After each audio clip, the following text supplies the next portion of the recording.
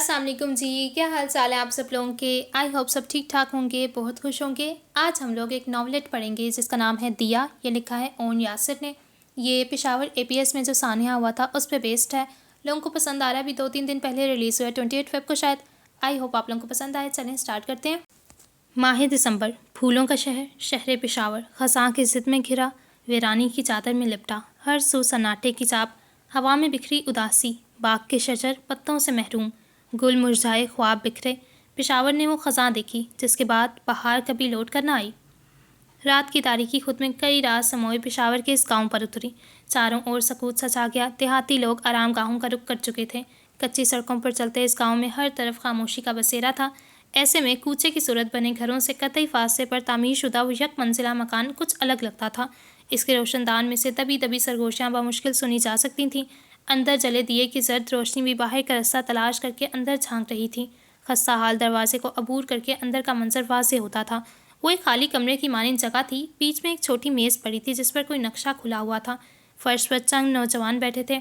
उनके चेहरे पर मौजूद तासुरात इस राज को उगलने की सही करते दिखाई देते थे कि कुछ ऐसा होने वाला है जो किसी के बदतरीन खदशात में भी ना होगा। उनमें से एक लड़के के चेहरे पर मानी खेज मुस्कुराहट राज कर रही थी। वो गालिबन इनका सरदार था। दूधिया रंगत और चमकती आंखें कोई खैर की खबर ना देती थीं। मगर हम बचकर कैसे भागेंगे? कितार में बैठे एक दूसरे नौजवान की जानिब से सवाल आया। दम साधे दिए ने बगौर बीचों बीच मौजूद होते इन सब का जायजा लिया। ना भी बच सके तो मुझे परवाह नहीं। लबों पर खिली मुस्कुराहट हवा हुई। तासुरात सर्द सपाट हो गई। कमरे में मौजूद तमाम नफूस की रीढ़ की हड्डी में सनसनी खेज लहर दौड़ गई। 15 दिसंबर 2014, पेशावर, पाकिस्तान। आफताब की चुभती किरणें इस पर वार करने लगीं तो इसने हाथ का छिजा बनाकर खुद को नाकिस तहफ़्फ़ुज़ दिया। आज इतने दिन बाद सूरज निकला था जो इसे कतन ना भा रहा था। फ़िज़ा में घुली सर्दी सूरज की मौजूदगी में भी अपनी हाकमियत बहाल किए हुए थी। छाँव की पहुँच से दूर कोई इंसान मतवाज़न चाल चल रहा था। कंधे पर लटके बस्ते और यूनिफॉर्म को देखकर वो किसी स्कूल का तालिब इल्म मालूम होता था। चेहरे पर सदा की बेजारी रक्सा थी। शहद रंग आंखों में सामने का मंजर मुनक्किस हो रहा था। वो किसी सड़क पर गामजन था। इर्द गिर्द खुला मैदान था। इमारत का एक हिस्सा पीछे रह गया था और दूसरा हिस्सा चंद कदम के फासले पर था। वही उसकी मंजिल थी। स्कूल एक वसी रकबे पर फैला हुआ था। समद, पीछे से आती आवाज़ पर वो पल भर को थमा। कोई तेज़ी से उसकी जानिब बढ़ा था। तुमने तो आज छुट्टी करनी थी। उसका हम उम्र लड़का पीछे से आता उसके साथ आगे बढ़ने लगा। सम्मत ने गर्दन उठाकर उसे देखा। आंखों में ठहरी बेजारी गहरी हुई। अम्मी ने मना कर दिया। हमाद का कहका बुलंद हुआ। सम्मत ने खा जाने वाली नज़रों से उसे देखा। हंस तो ऐसे रहे हो जैसे आज के टेस्ट से तुम बच गए हो। वो दोनों इस इमारत तक पहुंच चुके थे। सुर्ख ईंटों से तामीर शुदा इमारत जिस पर कोई पेंट ना था। वो शीशे का दरवाज़ा धकेलते अंदर कदम धर रहे थे। खिलाफ मामूल वो जल्दी पहुंच गए थे। मैं बचा नहीं तो कम से कम पूरी रात सबको शेख चिली बनकर नाक मुनी चढ़ाया। वो बोला तो लहजे में तंज की आमेजिश थी। सम्मत उसे नज़रअंदाज करता सफ़ेद दरो दीवार वाली राहदारियाँ अबूर कर रहा था। स्कूल का अंदरूनी हॉल बाहर के बरक्स था। जमात का दरवाज़ा अबूर किया। इन दोनों का इस्तकबाल सकूत ने किया और वीरानी ने। अभी तक कोई ना आया था।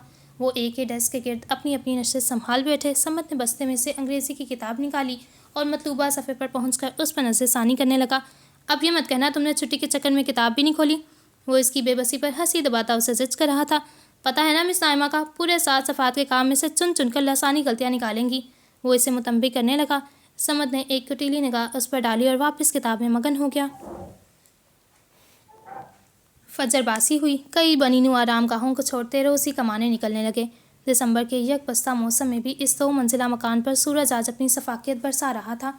इर्द गिर्द के तार की सूरत में कई और घर भी बने थे, मुख्तलिफ तर्ज के, मगर सब का रकबा एक जितना था। गली के बीच वाक़ सफ़ेद खूबसूरत घर जैसे सूरज की रोशनी में दमक रहा था। इस घर के सामने एक बड़ा खजूर का दरख्त लगा था जो एक मुख्तलिफ हिस्से को कुछ हद तक धूप से बचाने में कामयाब साबित हो रहा था। खजूरों की शाखें बैल्कनी को छूती थीं जिसकी खिड़की सरकाकर अंदर का मंजर नुमाया होता। एक खुला सा हॉल दिखता था जो यकीनन ऊपरी हिस्से का लाउंज था। अलबत्ता इधर सिर्फ चंद अलमारियां और डब्बे पड़े थे। कोने में एक आयरन स्टैंड पड़ा था और इसके साथ एक औरत खड़ी कपड़े इस्त्री कर रही थी। दमकती दूधिया रंगत, चेहरे पर सजी हरी आंखें और नाक पर एक तिल। वो कोई पठान मालूम होती थी। उम्र 25 साल के करीब मालूम होती थी। वो सादा से सफ़ेद लिबास में मलबूस खुद को एक मोटी ऊनी शॉल से लपेटे कोई मर्दाना कपड़े इस्त्री कर रही थी। चेहरे पर बेकरारी के तासुरात थे जैसे उजरत में हो। नाइमा ला भी दो। नीचे किसी कमरे से आवाज़ आई। नाइमा के अंदाज में मज़ीद जल्दबाजी दर आई। काम मुकम्मल करके इस्त्री का प्लग खींचती नाइमा फ़ौरन नीचे की जानिब दौड़ी। سامنے چھوٹے سے لاؤنج سے جڑے ایک کمرے کے باہر 28-19 سالہ آدمی کھڑا تھا، عام نین نقوش اور چہرے پر عزلت کے تاثرات۔ نائمہ اسے کپڑے پکڑاتی فوراً باورچی خانے کی جانب بڑھی اور اوون میں پڑا ناشتہ گرم کرنے لگی۔ ہاتھ میں 2 پلیٹیں لیے وہ باہر آئی تو اس کا شوہر صوفے پر براجمان منتظر تھا۔ آج زیادہ جلدی میں نہیں لگ رہی تم؟ پراٹھے کا لقمہ لیتا وہ اپنے ازلی نرم انداز میں سوال کرنے لگا۔ نائمہ کے چہرے پر ٹھہری بے چینی جیسے مستقل تھی۔ آج ٹیسٹ لینا ایک اور تیار کرنا بھول گئی، اب کب جاؤں گی، کب تیار کروں گی؟ وہ ناشتہ تک جلد بازی میں کر رہی تھی۔ آرام سے کھاؤ، اب اتنا لیٹ ہو ہی گئی ہو تو 5 مزید منٹ بچا کر بھی کون سا تیر مار لوگی؟ وہ چائے کی چسکی لیتا شرارتی انداز میں بولا۔ نائمہ کا تیزی سے چلتا منہ نوالا نکل کر جواب اگلنے لگا۔ ہاں بچے دیکھیں گے، ٹیچر ہمیں وقت کی پابندی کا سبق دیتی ہیں اور خود؟ وہ جل کر بولی۔ سارے مسکرایا۔ گھڑی نے 8 بجائے تو دونوں کا ناشتہ مکمل ہو چکا تھا۔ وہ اٹھے اور گھر کو تالا لگا کر گاڑی میں سوار ہوئے۔ نائمہ کے کندھے پر ایک سیاہ تھیلے نما بیگ لٹکا تھا اور چہرہ باقی ثانیوں کے برعکس کسی بھی قسم کے میک اپ سے عاری تھا۔ گاڑی ہلکی دھند میں اسکول کی عمارت تک پہنچی۔ نائمہ سالم کو خدا حافظ کہتی باہر نکلی اور سیدھا عمارت کے اندر جا گھسی۔ آج وہ واقعی لیٹ ہو چکی تھی۔ سالم اسے اجرت میں اندر جاتا دیکھ کر نرمی سے مسکرایا، پھر گاڑی آگے بڑھا دی۔ چہار سو ہلچل مچ چکی تھی۔ تمام اساتذہ و طلبہ پہنچ چکے تھے۔ اسکول کا سماں بن چکا تھا اور حسب معمول ہر کوئی مصروف نظر آ رہا تھا۔ راہداری کے ایک سرے پر موجود اس کلاس کا دروازہ سرکا کر اندر کا منظر نمایاں ہوتا تھا۔ آج نسبتاً کم بچے آئے تھے کیونکہ ٹیسٹ تھا۔ آخری بینچ پر بیٹھے دونوں لڑکے پوری متوجہ سامنے کھڑی لیکچرار کی باتیں سن رہے تھے۔ سادہ سے سفید رنگ کے کپڑوں میں ملبوس نائمہ ہاتھ میں انگریزی کی کتاب پکڑے کوئی چیز سمجھا رہی تھی۔ یہ میں آخری بار سمجھاؤں گی، اس کے بعد ٹیسٹ ہوگا، اس کا اگلے ہفتے۔ آج انگریزی کے 2 لیکچر تھے۔ ایک میں وہ دیر ہونے کے باعث پڑھانے لگ گئی تھی اور اب دوسرے میں ٹیسٹ لینے کا سوچ رہی تھی۔ واپس پیشنس کی جانب متوجہ ہونے پر کچھ آوازیں بھی کانوں سے ٹکراتی تھیں۔ آج سر حسن بھی آئے ہیں۔ سمت کے منہ سے نکلے الفاظ کسی بری خبر کی مانند اس کا موڈ غارت کر گئے تھے۔ یعنی آج پھر 1.5 گھنٹہ ریاضی کی کلاس چھٹی کر لیتا۔ سمت کو حقیقتاً دکھ ہوا۔ تم نے تو کر بھی لی تھی، آنٹی نے پھر بھی بھیج دیا۔ وہ اور ایک تمسکرانہ کہکا۔ سمت نے ہاتھ میں پکڑا پین اسے چبویا۔ وہ کراہ کر پیچھے ہوتا اسے کوسنے لگا۔ وہ کتاب میں غرق ہو چکا تھا۔ حماد نے بیزاری سے اسے دیکھا، پھر اس کے بستے کے ساتھ چھیڑ چھاڑ کرنے لگا جب اس کی نظر اس کی چین پر پڑی۔ ایک گول کی چین جو اس کے بیگ کی زپ کے ساتھ لگی تھی، سفید رنگ میٹھا میٹھا سا تھا، اوپر بنی تصویر گدلی ہو چکی تھی۔ یہ اتنا پرانا کی چین تم بدلتے کیوں نہیں ہو؟ اتنے عرصے سے تو میں ہی دیکھ رہا ہوں۔ اس نے دماغ میں اٹھتے سوال کو الفاظ کی صورت بیان کیا۔ سمت نے سر اٹھا کر اسے دیکھا۔ سپاٹ تاثرات کچھ نرم پڑے۔ میرے ابو نے دی تھی مجھے، کافی وقت پہلے، بس دل نہیں کرتا اسے خود سے دور کرنے کا۔ ماضی کی یادوں میں گم آنکھیں ہوش میں آئیں۔ کلاس میں مزید بچے داخل ہو رہے تھے۔ فضول ماحول کا اثر انعقاد ہو چکا تھا۔ اس نے سر دوبارہ کتاب میں دے دیا۔ آج سر حسن بھی آئے تھے۔ ریاضی، یہ دن واقعی بہت بیزار کن ہونے والا تھا۔ اس چھوٹے سے کمرے میں مکمل اندھیرا تھا۔ چاروں طرف تاریکی کا راز تھا اور پس منظر میں آتی کچھ گڑمڑ ہوتی آوازیں۔ یکایک لوہے کا دروازہ دھکیلتا ایک شخص اندر داخل ہوا۔ اس کے ساتھ کوئی روشنی کی کرنیں اپنی جگہ بناتی سرحد عبور کر گئیں۔ اس آدمی کا ہاتھ سوئچ بورڈ تک گیا اور پل بھر میں ناقص روشنی والا کمرہ منور ہو گیا۔ قدرے تنگ جگہ پر ایک چیکنگ انٹرس لگی تھی اور ساتھ اسٹول پڑا تھا۔ کونے میں فقط ایک مائک۔ وہ اسکول کا داخلی حصہ معلوم ہوتا تھا۔ بوڑھا گارڈ نشست سنبھالتا جیب ٹٹول کر موبائل نکال رہا تھا۔ جیب سے ایک چھوٹا بٹنوں والا فون دریافت ہوا۔ اس نے اپنی موٹی انگلیوں سے بمشکل نمبر لکھا اور کال ملا دی۔ پس منظر میں اب کچھ آوازیں سنی جا سکتی تھیں، جیسے یہ کمرہ میدان کی طرح واقع ہو۔ دوسری جانب سے کال اٹھا لی گئی تھی۔ رسمی الیگ سلیگ کے بعد وہ مدعے پر آیا۔ تنخواہ آ جائے گی، ابھی تھوڑا وقت ہے، مہینہ شروع ہوا ہے، ابھی صبر کر، وہ سمجھانے والے انداز میں کہہ رہا تھا۔ جھریوں زدہ چہرے پر اس کی سیاہ آنکھوں میں واضح اضطراب دیکھا جا سکتا تھا۔ اگلے مہینے نکاح ہے اور تو کہہ رہا ہے میں اگلے مہینے تیاری کروں؟ دوسری طرف سے کوئی زنانہ آواز آئی۔ تیری بیٹی کا نکاح ہے، تھوڑا قرض لے لے، عورت نے ممکنہ حل تجویز دی۔ بوڑھے چہرے پر شکنیں ابھریں۔ صبر کر لے، ابھی میں نے صرف رشتہ پکا کیا ہے، تو اگلے ماہ نکاح کا سوچ کر بیٹھی ہے؟ بوڑھے گارڈ نے قدرے ڈپٹ کر کہا۔ ابھی پچھلے ہفتے تو اس نے بات چلائی تھی اور تیاری کیا کرنی تھی۔ دیکھ لے اشفاق، پھر نہ کہیں اب وقت نہیں رہا۔ اشفاق اپنی نشست سے اٹھ کھڑا ہوا۔ نہیں ہوتی دیر، اللہ مالک ہے، میں اس بار ایڈوانس میں تنخواہ لے لوں گا، تو پہلے سب کو ملنے تو دے۔ اب کہ اس نے تھکن بھری سانس خارج کی۔ ابھی صرف فون پر معاملات طے ہوئے تھے۔ وہ کل گاؤں جا رہا تھا باقاعدہ معاملات دیکھنے اور طے کرنے۔ کال بند ہوئی، وہ باہر نکلنے لگا۔ سیاہ وردی میں ملبوس گارڈ کے چہرے کو ایک مرتبہ پھر سورج کی کرنوں نے سلام پیش کیا۔ اس نے اندر لگی گھڑی پر وقت دیکھا تھا۔ تقریباً 9:30 ہو رہے تھے۔ اسی پل فون مخصوص آواز کے ساتھ بجا۔ اس کے بلا تاخیر کال اٹھائی۔ 15 منٹ رہ گئے ہیں، دوسری جانب سے بھاری آواز ابھری، بس باہر اسپیکر وغیرہ ارینج کروا دو۔ وہ تابیداری سے تمام کام سر انجام دینے لگا۔ باہر کئی گارڈز اور تھے، سو وہ اندر جا کر یہ کام کر سکتا تھا۔ 15 منٹ وہ اجرت میں پہلی عمارت کے بیسمنٹ کی جانب بھاگا۔ کلاس کے چند بچے کچے طلبہ کے درمیان سکوت چھایا ہوا تھا۔ نائمہ سامنے ڈائس کے پاس کھڑی تھی، ہر کوئی سیاہی سے پنہ بھرنے پر تلا ہوا تھا۔ انگریزی کا ٹیسٹ چل رہا تھا۔ آخری بینچ پر بیٹھے سمد اور حماد بھی پوری طرح مگن تھے۔ تیزی سے چلتے ہاتھ یکدم رکے، چاروں جانب چھایا سکوت ٹوٹا۔ باہر سے سائرن بجنے کی آواز آئی، سب جیسے کرنٹ کھا کر سیدھے ہوئے۔ راہداری میں واویلا سمجھ گیا۔ پس منظر میں سائرن اور افراتفری کی ملی جلی آوازیں پل بھر میں فضا کی زینت بنی تھیں۔ سمد کے ہاتھ سے پین چھوٹ گیا۔ جماعت میں ہلچل سی مچ گئی، مگر وہ ساکن تھا۔ اوہو، کیا ہوا؟ یہ ڈرل ہے، اٹھو۔ سمد کا اسکول میں پہلا سال تھا، اسے ڈرل کے بارے میں کچھ خاص علم نہ تھا۔ یہ پریکٹس کم ہی تعلیمی اداروں میں کروائی جاتی ہے۔ ڈرل؟ سمد سیدھا ہوا۔ ہاں نا، ٹیبل کے نیچے چھپو، جلدی بتاتا ہوں۔ حماد اسے آگاہ کرتا خود بھی ٹیبل کے نیچے چھپ گیا۔ نائمہ پہچان چکی تھی، یہ ڈرل ہی ہو سکتی ہے۔ ہدایات کے مطابق وہ فوراً سوئچ بورڈ کی جانب بڑھی اور لائٹس بند کر دیں۔ پھر وہ آگے بڑھی اور ادھم مچاتے طلبہ کو خاموش کروا کر انہی ڈیسک کے نیچے بیٹھنے کا حکم صادر کرنے لگی جو ہدایات کا ایک حصہ تھیں۔ اس کی بیزاری میں اضافہ ہوا تھا، تھکن کا احساس شدت سے محسوس ہو رہا تھا۔ وہ بدقت پڑھا رہی تھی اور اب ایک ڈرل۔ پیچھے ڈیسک پر نظر پڑتے تو وہ خالی معلوم ہوتا تھا، مگر نیچے جھانکنے پر وہ دونوں دکھے، خود کو بمشکل نیچے چھپائے سرگوشی کر رہے تھے۔ پس منظر میں بجتی سائرن کی آواز تھم چکی تھی۔ یہ پریکٹس ڈرل ہوتی ہے، حماد نے بتانا شروع کیا۔ جماعت میں دھیرے دھیرے خاموشی چھانے لگی۔ یہ جماعت ہفتم تھی، وہ چھوٹے بچے نہ تھے۔ کسی بھی مصیبت یعنی زلزلہ، آگ لگنا یا ٹیررسٹ اٹیک کی صورت میں کیا کرنا ہوتا ہے، اس کی پریکٹس۔ سمد کا سارا وجود کان بنے اسے سن رہا تھا۔ سب سے پہلے سائرن سنتے ساتھ ہی چھپنا ہوتا ہے، اور ڈرامائی انداز میں اسے ہدایت دے رہا تھا جیسے سمد کوئی ننھا منھا بچہ ہو۔ پھر دوسرا سائرن سن کر فوراً عمارت سے باہر نکلنا ہوتا ہے، میدان کی طرف۔ سمد ہمہ گوش تھا جب دوسرا سائرن بجا۔ ایک ہی سیکنڈ میں جیسے طوفان برپا ہو گیا تھا۔ نائمہ آگے بڑھتی دروازہ کھول کر سب کو کلاس سے باہر نکالنے لگی۔ یہ ایک عام سی پریکٹس تھی، ہر 6 ماہ بعد کروائی جانے والی۔ وہ اسکول میں 3 سال سے پڑھا رہی تھی۔ سب قطار کی صورت میں باہر بھاگے اور خارجی دروازے کی جانب بڑھنے لگے۔ بچوں کا سیلاب سا پوری منزل پر آ گیا تھا۔ سمد اس کے پیچھے چل رہا تھا۔ دل کی دھڑکن بے ترتیب ہو رہی تھی۔ سائرن کی آواز سن کر نہ جانے کیوں وہ ڈر گیا تھا۔ اب سب جان بوجھ کر بھی وہ سہما ہوا تھا، کسی بچے کی طرح۔ تو اگر سچ میں ان تینوں صورتوں میں سے کوئی ایک درپیش آ جائے تو کیا ہوگا؟ اس کا اشارہ ہر طرف پھیلے شور مچاتے غیر سنجیدہ بچوں کی جانب تھا جو یہ پریکٹس محض مذاق میں لے رہے تھے۔ ہر چہرے پر مسکان سجی تھی۔ چلو، یہ لیکچر تو گیا۔ اوہو، پھر وہ اناؤنسمنٹ کریں گے نا، دس از ناٹ اے ڈرل۔ وہ اسپیکر کی نقل اتار رہا تھا۔ سمد کی بے چینی میں کچھ کمی آئی، البتہ لرزش سی اب بھی جسم پر طاری تھی اور وہ سمجھنے سے قاصر تھا۔ ایویکویشن ڈور خارجی دروازے سے باہر نکلتے وہ سب میدان کی جانب بڑھ رہے تھے۔ وہاں ایک مختص حصے پر اسپیکر پڑے تھے۔ اساتذہ بے ڈھنگے بچوں کو ڈانٹ ڈپٹ کر قطار کی صورت کھڑا کرتے انہیں چپ کروانے میں مگن تھے، اور سامنے اسپیکر کے ساتھ کھڑے پرنسپل منتظر تھے کہ کب وہ چپ ہوں اور کب وہ بولنا شروع کریں۔ یہ ایک پریکٹس ڈرل تھی۔ بھاری آواز سماعت میں گونجی۔ پرنسپل بولنا شروع کر چکے تھے اور اب وہ یہی تمام باتیں دہرانے والے تھے۔ اف! حماد بیزار سا ہوا اور پیچھے کھڑا سمد اب کی توجہ سے سن رہا تھا۔ پرنسپل صاحب احتیاطی تدابیر بتا رہے تھے۔ زلزلہ، آگ لگنا، ٹیررسٹ اٹیک۔ شاید یہ اتنی بڑی باتیں نہ تھیں، اس سے بھی باقی سب کی طرح زیادہ سنجیدہ نہیں ہونا چاہیے۔ وہ خود کو سمجھاتا۔ قطار کے پیچھے کھڑی نائمہ سر پر دوپٹہ ٹھیک کرتی کانپ رہی تھی۔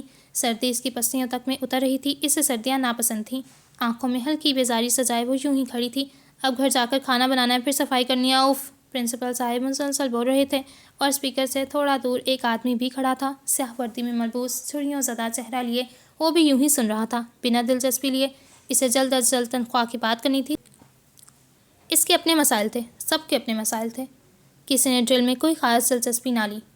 گھڑی نے 2 بجائے اور گھر کا گیٹ عبور کرتا لڑکا اندر داخل ہوا۔ شکن زدہ یونیفارم میں ملبوس، چہرے پر تھکن کے آثار لیے وہ من بھر کے قدم اٹھا رہا تھا۔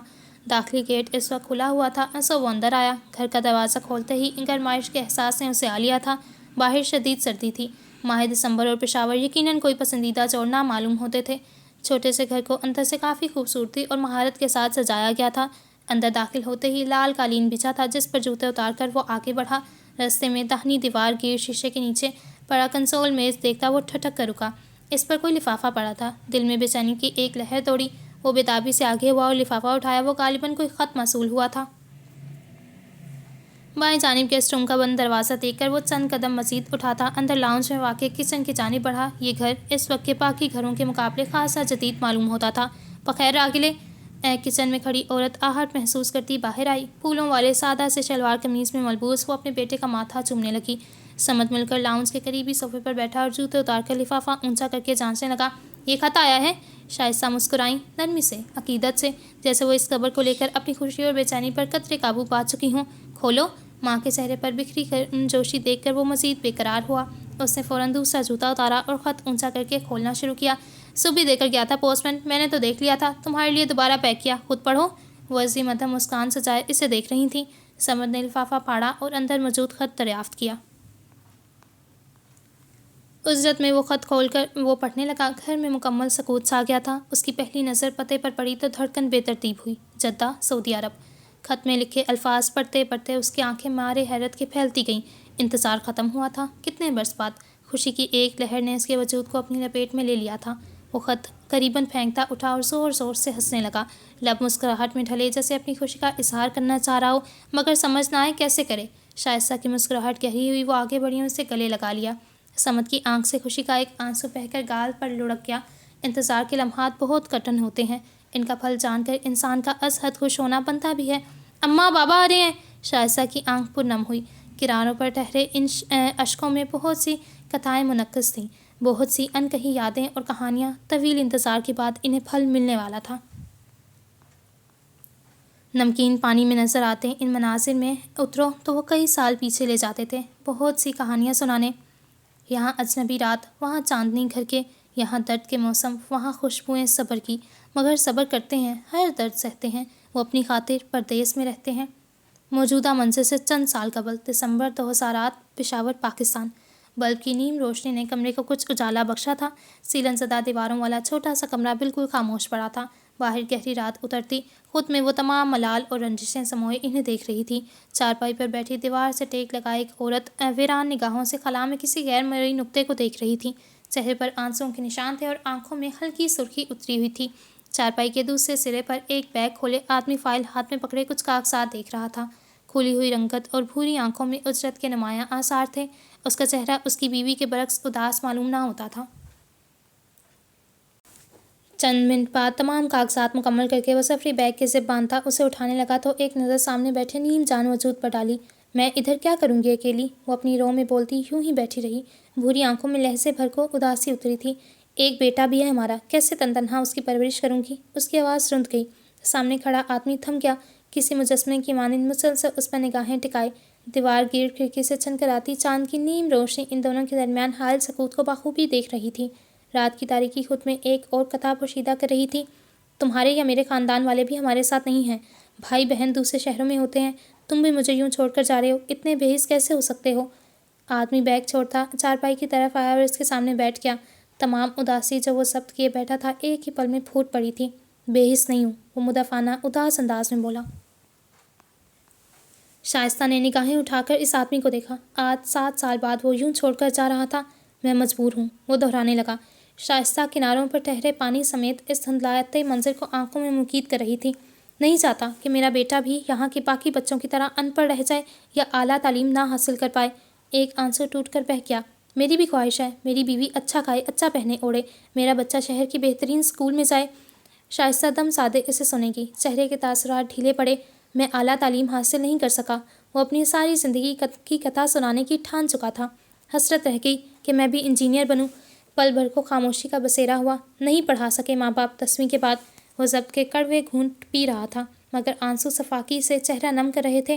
میں نے ساری زندگی اپنی ماں کو عید کے عید نئے جوڑے کے لیے ترستے دیکھا ہے۔ وہ گہرا سانس لیے خود پر قابو پانا چاہ رہا تھا۔ اپنے بچپن میں بامشکل کبھی گوشت کھایا ہوگا۔ وہ رکا، پھر کچھ سوچ کر تمسکرانہ ہنس دیا۔ وہ بھی جب کسی ہمسائے کے ہاں سے عید پر آتا تھا۔ شائستہ چہرے پر حیرت کے آثار بچھائے سامنے بیٹھے زیرو کو دیکھ رہی تھی۔ اسے لگتا تھا کہ وہ اپنے شوہر کو جانتی ہے مگر وہ نہیں جانتی تھی، وہ اسے آج جان رہی تھی۔ جب میرے گھر پر گوشت آیا تھا نا، ابا سبزی ہی کھاتے تھے، اپنے دونوں بچوں اور بیوی کو کھلاتے تھے۔ وہ اداسی سے مسکرایا۔ کوئی اپنے خاندان کو چھوڑنا نہیں چاہتا۔ اس قربانی کی اپنی وجوہات تھیں جو بالآخر اس کی زبان پر آ گئی تھیں۔ میں نے اپنے ماں باپ کو پانی میں سوکھی روٹی ڈبو کر کھاتے دیکھا ہے۔ شائستہ کے گلے میں گلٹی سی ابھر کر معدوم ہوئی۔ مشکلوں سے ایک جاب ملی تھی۔ جس کنسٹرکشن سائٹ پر میں ہیڈ بن کر جانا چاہتا تھا وہاں مزدور بن کر کام کرنا میرا دل دکھاتا تھا۔ اس نے آنکھ کی پور پر ٹھہرا آنسو بے دردی سے رگڑا۔ چند روپے ہاتھ لگتے ہیں، اس بڑھتی مہنگائی میں کچھ پتہ نہیں ہمیں انہی حالات کا سامنا دوبارہ کرنا پڑ جائے۔ اس کے لہجے میں چھپا خوف شائستہ کی ریڑھ کی ہڈی میں سنسنی خیز لہر دوڑا گیا۔ میں اپنی بیوی بچے کو اس حال میں نہیں دیکھنا چاہتا۔ وہ پھوٹ پڑا، ہتھیلیوں میں سر گرائے ساروں کی طرح رونے لگا۔ سامنے بیٹھی عورت کے دل پر کسی نے وار کیا تھا۔ وہ یکدم آگے بڑھی اور اس کے ہاتھ تھام لیے۔ آنکھوں سے خشک ہوئے آنسو پھر روانی پکڑ گئے۔ وہ کتنی ہی مرتبہ دلائل دے چکا تھا مگر شائستہ رضامند نہ ہوئی تھی۔ آخری لمحات میں اس کے صبر کا پیمانہ لبریز ہو گیا۔ وہ دور جا رہا تھا، پیچھے کوئی غلط فہمی نہیں چھوڑنا چاہتا تھا۔ اس لیے جیسے ہی مجھے باہر اس تنخواہ پر کام کرنے کا پوچھا گیا، میں نے بنا سوچے سمجھے حامی بھر لی۔ وہ چہرہ اٹھائے اب اسے تکنے لگا۔ شاید کچھ لمحات کی دوری ہماری زندگیاں سنوار دے گی، وہ حسرت سے بولا۔ شائستہ کی روندی ہوئی آواز نکلی، نہیں چاہیے سنوری ہوئی زندگی، مجھے بس ہم ساتھ چاہیے۔ بس کچھ عرصے کی بات ہے۔ وہ خود کو جھوٹی امیدیں تھما رہا تھا۔ وہ بہت دور آ چکا تھا، واپسی کا رستہ کھلا نہ رہا تھا۔ تم بہادر ہو شائستہ، وہ اٹھ کھڑا ہوا۔ تم اپنا اور میرے بیٹے کا خیال رکھ سکتی ہو۔ شائستہ اٹھی اور اس کے برابر کھڑی ہو گئی۔ ان آنکھوں میں چھپا کرب ان آنکھوں میں چھپے ملال سے ٹکرایا، دونوں منظر دھندلا گئے۔ میں واپس آؤں گا، بہت جلد آؤں گا، اور ہم ایک اچھی بے فکر زندگی بسر کریں گے۔ الوداع کا وقت آن پہنچا تھا۔ 6 سالہ سمت محض خدا حافظ کہہ سکا تھا۔ وہ نہیں سمجھ سکتا تھا کہ شاید وہ اپنے باپ کو اب کبھی دیکھ بھی نہ سکے۔ شائستہ گیٹ پر کھڑی اسے دور جاتا دیکھتی مسلسل آنسوؤں میں گھری ہوئی تھی۔ بچہ اپنی ماں کو بے حال دیکھتا سوال پر سوال پوچھ رہا تھا، اسے پانی لا کر دے رہا تھا مگر وقت کے علاوہ کوئی چیز اسے صبر کا دامن نہیں تھما سکتی تھی۔ اس نے کہیں پڑھا تھا دسمبر کے بچھڑے واپس نہیں آیا کرتے۔ پلک جھپکی، کنارے پر ٹھہرے اشکوں نے نیچے تک کا سفر طے کیا اور جذب ہو گئے۔ مناظر تحلیل ہوئے۔ اس کا بیٹا خوشی اور بے چینی کی حدود پار کرتا اس کے سامنے کھڑا تھا۔ اس کا دل خوشی کے جذبے سے سرشار تھا۔ ان 8 سالوں میں وہ واپس نہ آیا تھا۔ اس کا پاسپورٹ ضبط کر لیا گیا تھا۔ وہ آج 8 سال سے مسلسل آتے خطوط اور کالز کا سلسلہ تھما تھا۔ آج وہ خط موصول ہوا تھا جو اس صبر کے بہترین پھل جیسا معلوم ہوتا تھا۔ وہ پانی کی طرح پیسہ بھیجتا تھا۔ یہاں شائستہ اپنے بیٹے کو شہر کی بہترین اسکول میں پڑھا کر ایک گھر بھی بنوا چکی تھی۔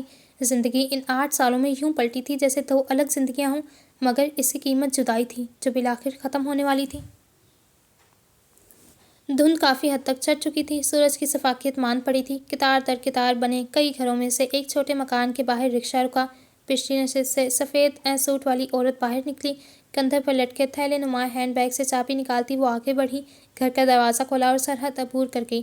قریباً 4 بج رہے تھے۔ آج وہ کچھ کام کی وجہ سے دیر تک اسکول میں رکی تھی۔ گھر کے اندرونی منظر پر نگاہ دوڑائی، تھکن کی ایک لہر جسم پر سے گزر گئی۔ اسے خود صفائی کرنی تھی، پھر کھانا بھی پکانا تھا۔ وہ گہری سانس خارج کرتی کچن کی طرف بڑھی۔ رستے میں لاؤنج کے صوفے پر بیگ اتار کر رکھ دیا، آستینیں چڑھائیں، ٹوکری میں سے سبزیاں نکالنے لگی۔ آج وہ کچھ سادہ ہی بنائے گی۔ پورے وجود پر عجب تھکن کا سا احساس طاری تھا۔ وہ فی الوقت صرف آرام کرنا چاہتی تھی۔ جلدی سے ہانڈی چڑھا کر پھر آرام کرے گی۔ صفائی سے ایک دن کا ناغہ پایا جا چکا تھا۔ گھر میں چاروں طرف سکون تھا۔ اس کا شوہر 7:30 بجے تک واپس لوٹتا تھا۔ ابھی پورے گھر میں وہ اکیلی تھی۔ فضا میں ٹھہرا سکوت پل بھر کے لیے ٹوٹا۔ اس کا سبزیوں کاٹتا ہاتھ ساکن ہوا۔ فون کی گھنٹی یکدم پورے گھر میں گونجنے لگی۔ وہ کام چھوڑ کر باہر آئی اور ہینڈ بیگ کے ساتھ ہی صوفے پر پڑا فون اٹھایا جو مسلسل بج کر شاید بند ہونے والا تھا۔ نام کی جگہ وہاں نمبر ہی لکھا تھا، کوئی نامعلوم نمبر۔ فون بج کر بند ہو چکا تھا۔ وہ نظر انداز کرتی آگے بڑھنے لگی مگر چند سیکنڈ بعد ہی گھر میں فون کی گھنٹی ایک بار پھر بلند ہوئی۔ اس کے ہاتھ میں بجتا فون نیم روشنی اس کے چہرے پر بھی ڈال رہا تھا۔ سلام، حسب عادت دوسری جانب سے کال ملتے ہی اس کے منہ سے پھسا، سلام، کیسی ہے تو؟ کوئی نیم جان بوڑھی زنانہ آواز کان کے پردوں سے ٹکراتی تھی۔ وہ ٹھٹک گئی۔ یہ آواز، دل کی دھڑکن بے ترتیب ہوئی۔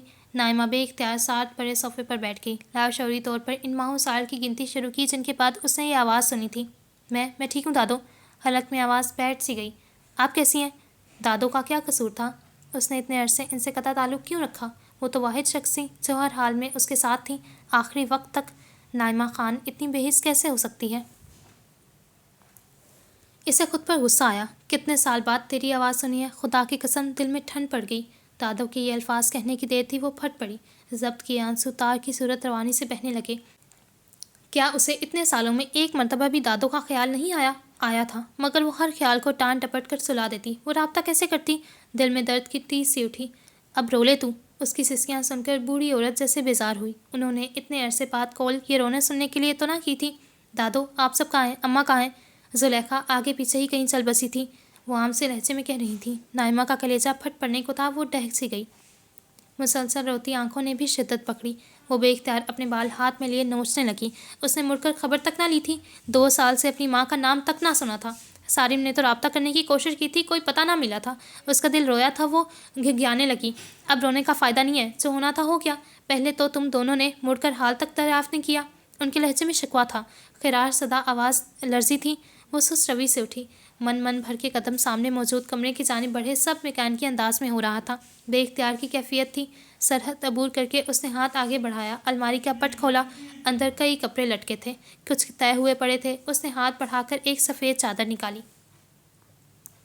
اس کے ہونٹوں پر جیسے بند باندھ دیا گیا۔ اس کی ماں کی چادر، وہ واحد نشانی جو اس کے پاس تھی۔ نائمہ نے چادر سینے سے لگائی اور زاروں کی طرح رونے لگی۔ گھر کی 4 دیواری سے ٹکراتی سسکیاں دردناک تھیں۔ وہ کچھ کہنا چاہتی تھی، کمزور ہی صحیح، مگر کچھ کہہ کر اپنا دفاع کرنا چاہتی تھی، مگر تمام الفاظ حلق میں دم توڑ گئے۔ چند لمحے خاموشی کی نظر ہو گئے۔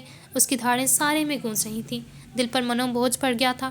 ان دردناک سسکیوں کے درمیان کئی یادیں تازہ ہوئی تھیں، وہ چاہ کر بھی ذہن نہ ہٹا سکی۔ ایسی ہی دردناک آواز وہ پہلے بھی سن چکی تھی، وہ آواز جس نے آج ایک مرتبہ پھر اسے نئے سرے سے اذیت دی تھی، وہ الفاظ جو اس نے بھولنے کی بہت کوشش کی تھی۔ نائمہ کو ان سسکیوں نے بہت کچھ یاد دلایا تھا۔ 2 سال پہلے کے واقعات پس منظر پر حاوی ہو رہے تھے۔ ذہن پر کسی فلم کی طرح وہ مناظر گردش کرنے لگے۔ نائمہ حال میں ہوتے ہوئے بھی حال میں نہ رہی تھی۔ بس ایک لمحے کی لغزش، سب خواب ٹوٹ گئے، چراغ راہ کے بجھے، رستے بھی چھوٹ گئے۔ یہ وقت کا تھا جبر یا میری خطا اپنی؟ بخت میرا صبر، مات میری اپنی۔ موجودہ منظر سے 2 سال قبل، دسمبر 2012، ڈیرہ اسماعیل خان، خیبر پختونخوا۔ بارش پوری قوت سے برس کر اپنے آثار چھوڑتی روانہ ہو چکی تھی اور شہر کو مزید خنکی بخش گئی تھی۔ رات کا اندھیرا سارے میں پھیلتا ایک ایک چیز کو اپنے لپیٹ میں لے رہا تھا۔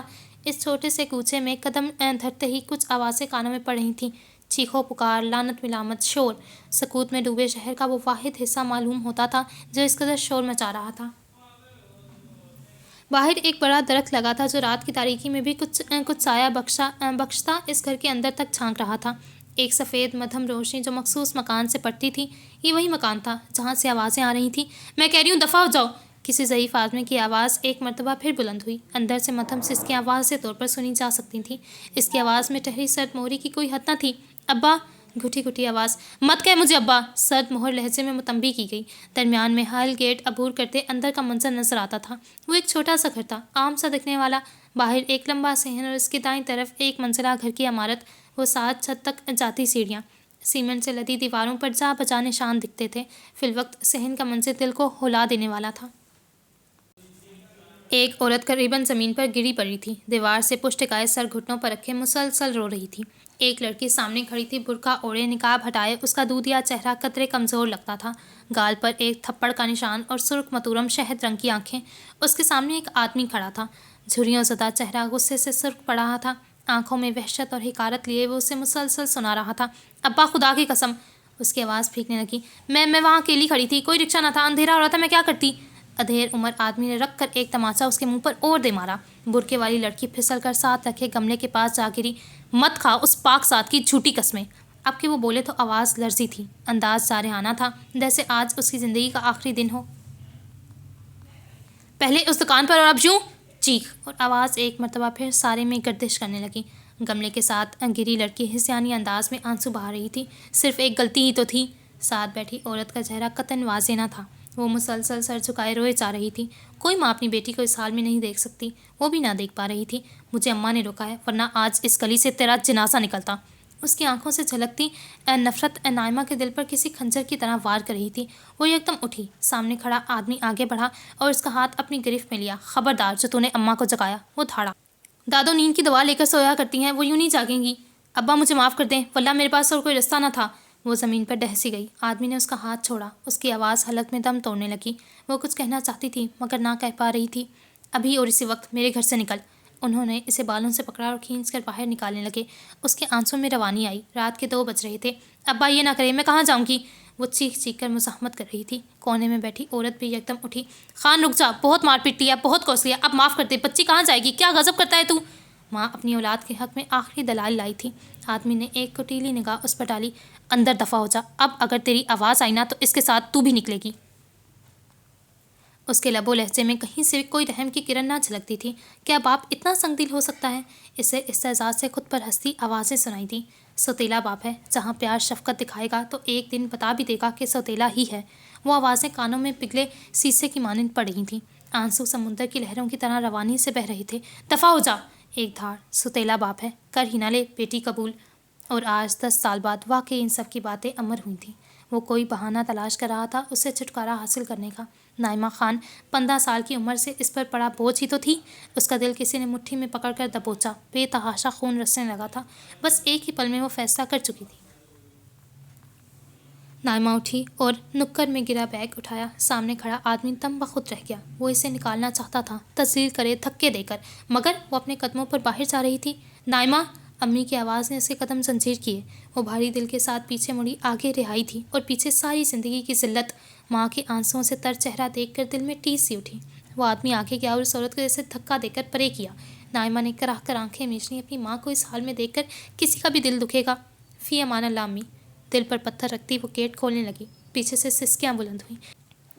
نائمہ کے دل میں کھوٹ سا تھا، نہیں، اسے پیچھے مڑ جانا چاہیے۔ عصمیت کی دیوی بن کر بھی کیا فائدہ ہوگا؟ وہ کہاں جائے گی؟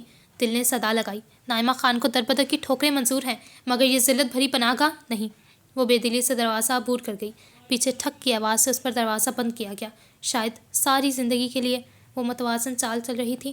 آنکھوں کے آنسو جیسے خشک ہو گئے تھے۔ وہ رو رو کر تھک گئی تھی۔ دل دکھ رہا تھا تو صرف ماں کے لیے، ورنہ اس گھر پر تو نائمہ تھوکے بھی نہ۔ تم شیر خان کی بیٹی ہو، اتنی مضبوط کہ کوئی آفت آن پڑے تو ڈٹ کر اس کا سامنا کرو، منہ چھپا کر روتی نہ رہ جاؤ۔ باپ کے الفاظ کان میں پڑے۔ یادیں ہمیشہ تکلیف دیتی ہیں۔ وہ نہیں جانتی تھی کہ کس طرف جا رہی ہے، بس آہستہ آہستہ چل رہی تھی اس سفر پر گامزن جو اس کی زندگی کا زاویہ پلٹ دینے والا تھا۔ ہیلو! دوسری طرف سے آتی آواز نے اسے کسی خواب سے بیدار کیا، کسی ڈراؤنے خواب سے جو سائے کی طرح اس کا پیچھا نہ چھوڑ رہا تھا۔ اتنی مشکلوں سے تیرا نمبر نکلوایا، پرانا فون کسی پیٹی سے نکلا۔ بوڑھی عورت کی آواز سماعت میں گونجی۔ وہ بالکل ساکت بیٹھی تھی، کسی مجسمے کی مانند۔ اکیلی رہتی ہوں، ایک عرصہ ہو گیا۔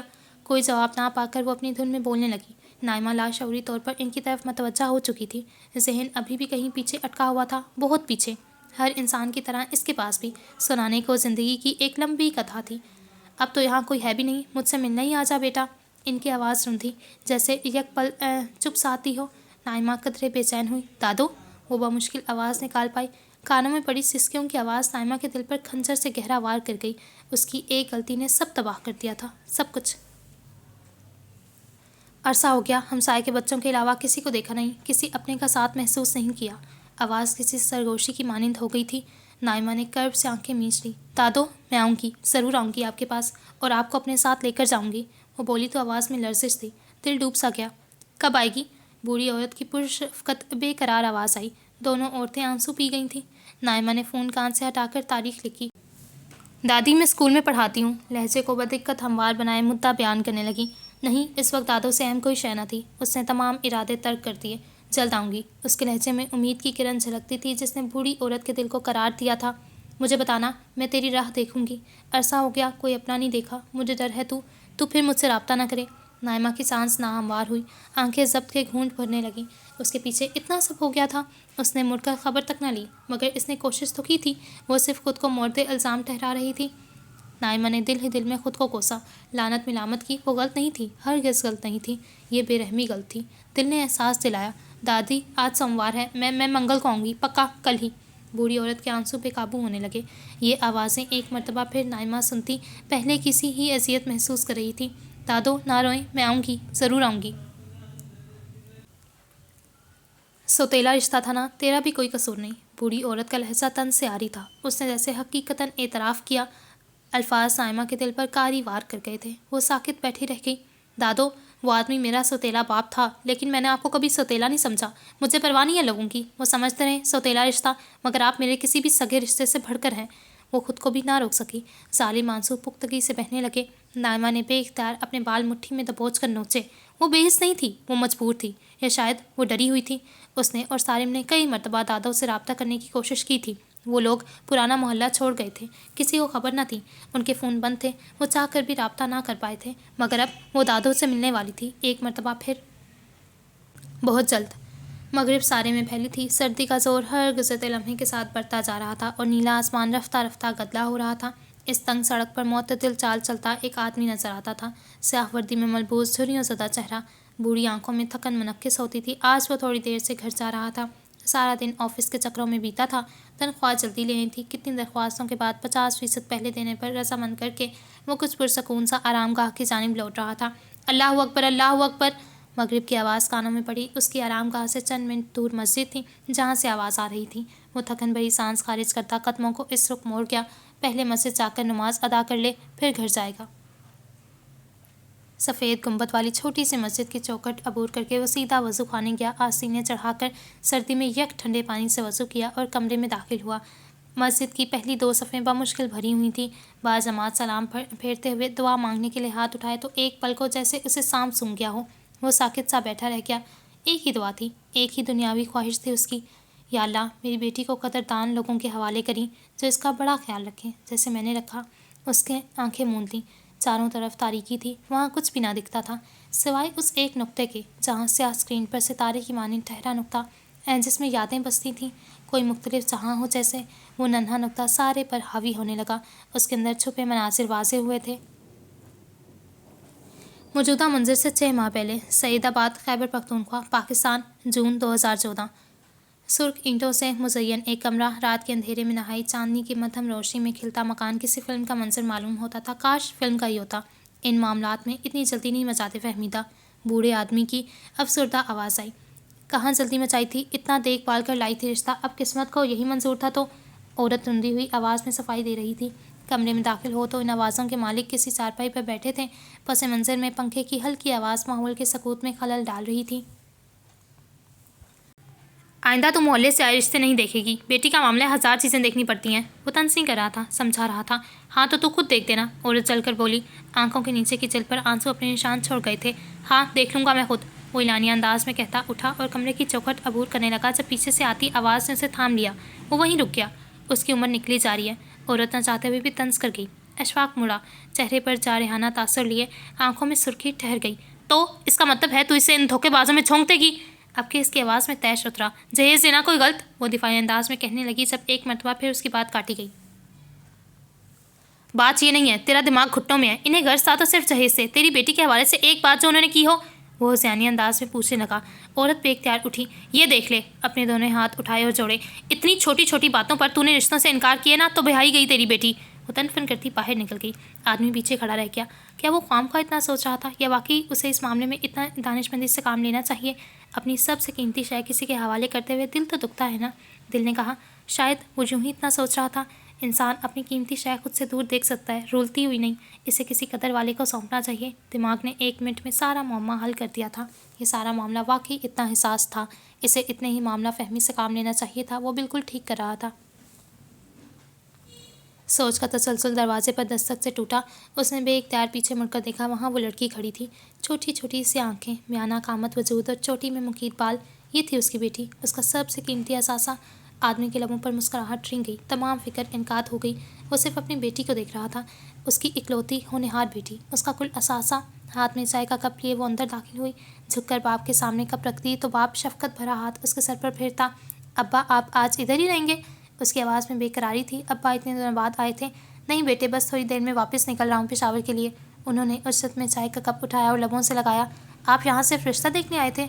लड़की इसके सामने बैठी। कप लबों से जुदा हुआ तो इधर एक उदास मुस्कान अपना बसेरा कर चुकी थी। तू फिक्र ना कर बेटा, मैं तेरे लिए अच्छा रिश्ता लाऊंगा, किसी ऐरे गहरे के हवाले नहीं करूँगा। अब्बा ना लाएं। उसकी आवाज़ रुंधी। मैं नहीं चाहती अब शादी करना। अम्मी ने मुझे महज एक बोझ समझ लिया है। अब वो कभी भी मौका मिलते ही मुझे बोझ समझकर सर से उतार देंगी। आदमी कप एक तरफ रखता आगे बढ़ा। चेहरे पर फिक्रमंदी दर आई। तू कोई बोझ नहीं है, वो हद दर्जा संजीदगी से बोला।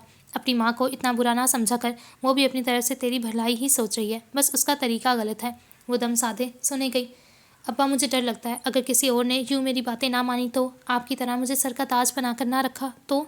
वो झिझकी नहीं, खुलकर अपने खौफ बताने लगी। उसका बाप उसका बेहतरीन दोस्त था हमेशा से। बूढ़े आदमी के चेहरे पर एक मुस्कुराहट दर आई। तुझे लगता है तेरा बाप तुझे किसी ऐसी जगह छोड़ेगा? उनका लहजा पुरअज़म था। लड़की ने चेहरा उठाकर उसे देखा।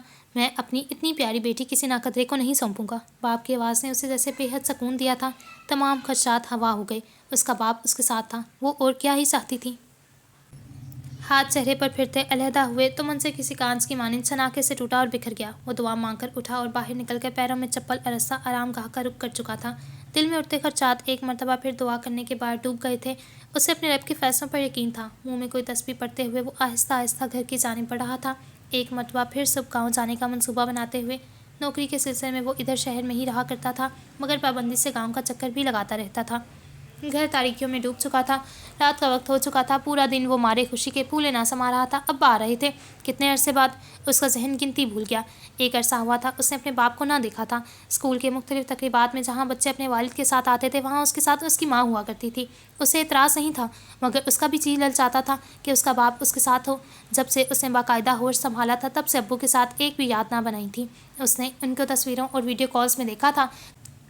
کبھی کبھار یہ احساس عجیب سی کیفیت میں مبتلا کر دیتا تھا۔ زندگی کا ایک حصہ کٹ گیا باپ کے بغیر۔ کیا باقی زندگی بھی وہ یوں گزار سکے گا؟ کیا ابو کچھ وقت کے لیے آ رہے تھے یا ہمیشہ کے لیے؟ ذہن میں وہ سوال اٹھے جو پہلے وہ خوشی کے مارے فراموش کر چکا تھا۔ اس نے کروٹ بدلی۔ امی بھی اپنے کمرے میں جا کر سو چکی تھیں۔ وہ اپنے کمرے میں لیٹا اکیلا مسلسل چھت کو گھور رہا تھا۔ ذہن کا خانہ کھنگالتا لاشعوری طور پر ان سوالوں کے غیر ضروری جواب ڈھونڈ رہا تھا۔ نیند نہیں آ رہی تھی۔ بے یقینی کی سی کیفیت ابھی تک اس پر طاری تھی۔ بس کچھ گھنٹے بعد ابو اس کے ساتھ ہوں گے، سوچ کر عجیب بھی لگتا تھا اور خوشی بھی محسوس ہوتی تھی۔ گرم رضائی اوڑھے وہ بیڈ گراؤنڈ کے پشت سے ٹیک لگا کر بیٹھی تھی۔ ہاتھ میں تسبیح لیے سائڈ ٹیبل پر پڑا لیمپ چلائے سکوت میں کچھ پڑھ رہی تھی۔ اس کا شوہر ایک طرف سو رہا تھا۔ آج کا دن بے حد تھکا دینے والا تھا، اور وہ ایک فون کال جس نے دل پر منو بوجھ بڑھا دیا تھا۔ ذہن یادوں کی وادی میں ایک بار پھر اترنے لگا تو وہ کھنچ کر واپس آئی۔ یادیں ہمیشہ تکلیف ہی دیا کرتی ہیں۔ آنکھوں کے گرد آنسوں کے واضح نشان تھے۔ وہ بہت روئی تھی۔ پچھلے 2 سال میں اس کی زندگی بالکل پلٹ گئی تھی۔ ترجیحات بدل گئی تھیں، مگر دل ان تمام ہستیوں کا خیال نہ فراموش کر پایا تھا۔ وہ اپنی ماں کے پاس جا نہیں سکتی تھی۔ جانا چاہتی تھی، کوشش بھی کر چکی تھی، مگر زندگی نے موقع ہی نہیں دیا، اور جب تک موقع دیا تب تک بہت دیر ہو چکی تھی۔ ماں اسے ہمیشہ کے لیے چھوڑ کر دوسرے جہاں کی طرف روانہ ہو چکی تھی۔ دادو تنہائی کی زندگی بسر کر رہی تھیں۔ اس نے آنکھیں بند کر لیں، گہرا سانس بھر کر خود کو پرسکون کرنے کی ناکام کوشش کی۔ کل وہ اسکول سے جلدی نکل جائے گی۔ وہ ڈیرہ اسماعیل خان جائے گی، دادو کے پاس ان سے ملے گی، انہیں واپس لے آئے گی۔ دادو اسے نئے گھر کا پتہ دے چکی تھیں۔ سالم سے وہ بات کر چکی تھی اور اس کی توقع کے عین مطابق اسے کوئی اعتراض نہ ہوا تھا۔ وہ کہہ چکا تھا کہ کل چھٹی لے کر اس کے ساتھ آ جائے گا۔ نائمہ کی تو سوتیلی دادی تھی، اس کی تو پھر سگی تھی۔ اتنے عرصے انہیں تلاش کرنے کے بعد قسمت نے خود ان کو ملا دیا تھا، اور نائمہ خان کو ایک مرتبہ پھر اپنے شوہر پر رشک آیا تھا۔ وہ انسان جس نے کبھی اسے نہیں چھوڑا۔ وہ کیسے ملے تھے؟ فقط ایک حادثہ؟ نائمہ؟ نیند میں ڈوبی مدھم آواز آئی۔ نائمہ نے گردن موڑ کر ساتھ لیٹے آدمی کو دیکھا۔ ابھی تک کیوں جاگ رہی ہو؟ وہ فکر مندی سے کہتا اٹھ بیٹھا۔ نائمہ نے سر پیچھے ٹکا دیا۔ مجھے نیند نہیں آ رہی تھی۔ سالم پل بھر میں سارا معاملہ بھانپ گیا تھا۔ لیمپ کی روشنی میں اس کی نیم گنودہ آنکھیں بہت گہری نظر آ رہی تھیں۔ فکر مت کرو، ہم کل جا رہے ہیں دادو کے پاس۔ اتنا پریشان کیوں ہو رہی ہو؟ وہ مدھم آواز میں سمجھا رہا تھا۔ نائمہ نے آنکھیں موندی۔ سالم، ہم بے حس نہیں ہوئے تھے نا؟ ہم نے کوشش کی تھی ان سے ملنے کی۔ ان دونوں نے محلے میں بھی پتہ کروایا تھا، اور ان کے فون پر کالز بھی کی تھیں۔ کہیں سے کوئی خبر نہ ملی تھی۔ اتنا نہیں سوچتے، ہم نے کوشش کی تھی، مگر فیصلہ اللہ کے ہاتھ میں تھا نا۔ اب پریشان مت ہو، ہم ملنے والے ہیں دادو سے۔ وہ سمجھا کر واپس لیٹا۔ سو جاؤ، کل دادو کے پاس جا کر تھکی نہ رہ جاؤ۔ نائمہ نے لیمپ کی روشنی بجھا دی۔ ذہن کسی اور جانب جا رہا تھا، مگر وہ تمام سوچوں کو جھٹکتی لحاف اور نیند کی وادیوں میں جا اتری۔ کل وہ دادو سے ملے گی۔ چارپائی پر لیٹا وجود آنکھیں موند کر سونے کی بھرپور کوشش کر رہا تھا، مگر نیند کا غلبہ قطعاً طاری نہ ہو رہا تھا۔ کمرے کے کونے میں ایک بلب لگا تھا جس کی مدھم روشنی کمرے کا کچھ اجالا بخشتی تھی۔ سیلن زدہ دیواروں پر کئی لکیریں لگی تھیں، جیسے کمرہ استعمال ہوتا رہا ہو۔ وہ آنکھوں پر ہاتھ رکھے دائیں جانب کروٹ بدلنے لگا، جہاں اسٹول پر ایک پانی کا جگ پڑا تھا۔ باہر سے کچھ آوازیں کانوں میں پڑ رہی تھیں، جس سے معلوم ہوتا تھا کہ وہ کمرہ زیادہ اونچائی پر نہیں ہے اور سڑک کے کافی نزدیک ہے۔ کل اسے واپس گاؤں جانا تھا۔ وہ ایک رشتہ ڈھونڈ چکا تھا۔ اپنی ہیرے کے لیے ایک جواہر کی تلاش کچھ لمبی تھی، مگر ایک قدردان جواہر ملنے پر اسے وہ مشقت رائگاں جاتی نہ محسوس ہوئی۔ وہ لڑکا اس کے پرانے ہمسائے کا بھانجا تھا۔ اس نے حال ہی میں پڑھائی مکمل کی تھی اور اب ایک چھوٹی سی نوکری کر رہا تھا۔ کافی سمجھدار سلجھا ہوا بچہ۔ اشفاق اس سے مل چکا تھا اور اب کل گاؤں جا کر ایک مرتبہ پھر ملنے والا تھا۔ ہر چیز تقریباً طے تھی۔ اب بس بیٹھ کر آمنے سامنے تمام رسمی باتیں کرنی تھیں۔ بعض دفعہ اسے خود پر بھی غصہ آتا، اتنی بھی کیا بے اعتباری، مگر ان معاملات میں کوتاہی وہ بالکل بھی افورڈ نہ کرتا تھا۔ ذہن کے خالی پردے پر اس وقت کافی پرانے مناظر اترنے لگے، مگر وہ انہیں جھٹکتا آنکھیں بند کیے سونے کی کوشش کرتا رہا۔ سردی بہت بڑھ گئی تھی۔ وہ اپنی شال خود پر لپیٹے مسلسل تھرتھرا رہا تھا۔ تنخواہ بھی کل ملنے والی تھی۔ وہ تنخواہ لے کر گاؤں جائے گا، ساری تیاریاں کرے گا۔ دل میں کئی خدشات و خیالات ابھر رہے تھے، مگر وہ انہیں ڈانٹ ڈپٹ کر بٹھا چکا تھا۔ اب کوئی کیفیت جو بے اختیار تھی وہ اس کی بے قراری تھی۔ گھڑی 3 بجا رہی تھی۔ اپنے خیالوں میں گم وہ کب نیند کی وادی میں اترا اسے علم نہ ہوا۔ صبح وہ گاؤں جائے گا۔ 16 دسمبر 2014 پشاور، پاکستان۔ پھولوں کا شہر خاموشی کی چادر اوڑھے اداس کھڑا تھا۔ زرد پتوں کی سرگوشیاں خزاں کی گواہی دیتی رہیں۔ ہوا میں ایک اداس نغمہ بکھرا تھا۔ باغ سنسان، گل اجڑے، ہر رنگ ماضی کی راہ لے چکا تھا۔ پشاور نے وہ لمحہ دیکھا جب خزاں آئی اور بہار نے واپسی کا رستہ نہ دیکھا۔ صبح فضا میں ایک پر اسرارت لیے طلوع ہوئی تھی۔ دھند نے سارے شہر کے اپنے حصار میں لیا ہوا تھا اور سورج منہ موڑ کر فقط روشنی بخشنے کا کام سر انجام دیتا نظر آ رہا تھا۔ اسکول کی عمارت پوری شان سے بیچوں بیچ کھڑی تھی۔ رفتہ رفتہ ادھر رش آنے لگا تھا۔ پشاور اس صبح کو خوش آمدید کہہ چکا تھا۔ اس کی آنکھ الارم کی آواز سے کھلی۔ نیم غنودگی کے عالم میں اس نے سائیڈ پر پڑا الارم اٹھایا اور آنکھیں رگڑتے وقت دیکھنا چاہا۔ 8:05 وہ ایک جھٹکا کھا کر اٹھا۔ سر میں درد کی ٹیس اٹھی۔ وہ بے اختیار کر رہا۔ پورے جسم پر عجیب تھکن کا سا احساس طاری تھا۔ بوجھ پڑا تھا۔ سردیوں کی وجہ سے اسکول کا وقت کچھ لیٹ ہو چکا تھا، 9 بجے تک، مگر وہ 8:30 تک اٹھ جایا کرتا تھا۔ آج وہ کافی تاخیر سے اٹھا تھا، نہ اسے امی نے اٹھایا تھا۔ اسی اثنا میں کمرے کا دروازہ کھلا اور شائستہ عجلت میں اندر داخل ہوئی۔ اسے جاگتا دیکھ کر جیسے ایک پل کو سکون کا سانس لیا۔ میں رات کو دیر سے سوئی تھی، آنکھ نہیں کھلی الارم سے، جلدی اٹھو۔ آواز بوجھل تھی، جیسے ابھی ابھی نیند سے بیدار ہوئی ہو۔ سمت کونیوں کے بل اٹھا۔ امی آج چھٹی کروا دیں، میرا سر بہت درد کر رہا ہے۔ حلق سے بمشکل زکام زدہ آواز نکلی۔ شائستہ نے بیزاری سے بات کاٹی۔ اٹھو، میں دوائی دے دوں گی، کوئی بہانہ نہیں، وہ کہتی باہر نکل گئی۔ امی نہیں، وہ جی بھر کر اکتایا تھا۔ چند سیکنڈ بعد اس نے خود کو اٹھ کر بیٹھتا محسوس کیا۔ سر میں درد کی لہر سے دوڑی وہ سب سے جبرے بھینجتا اٹھا اور واش روم میں داخل ہو گیا۔ آج ابا نے آنا تھا۔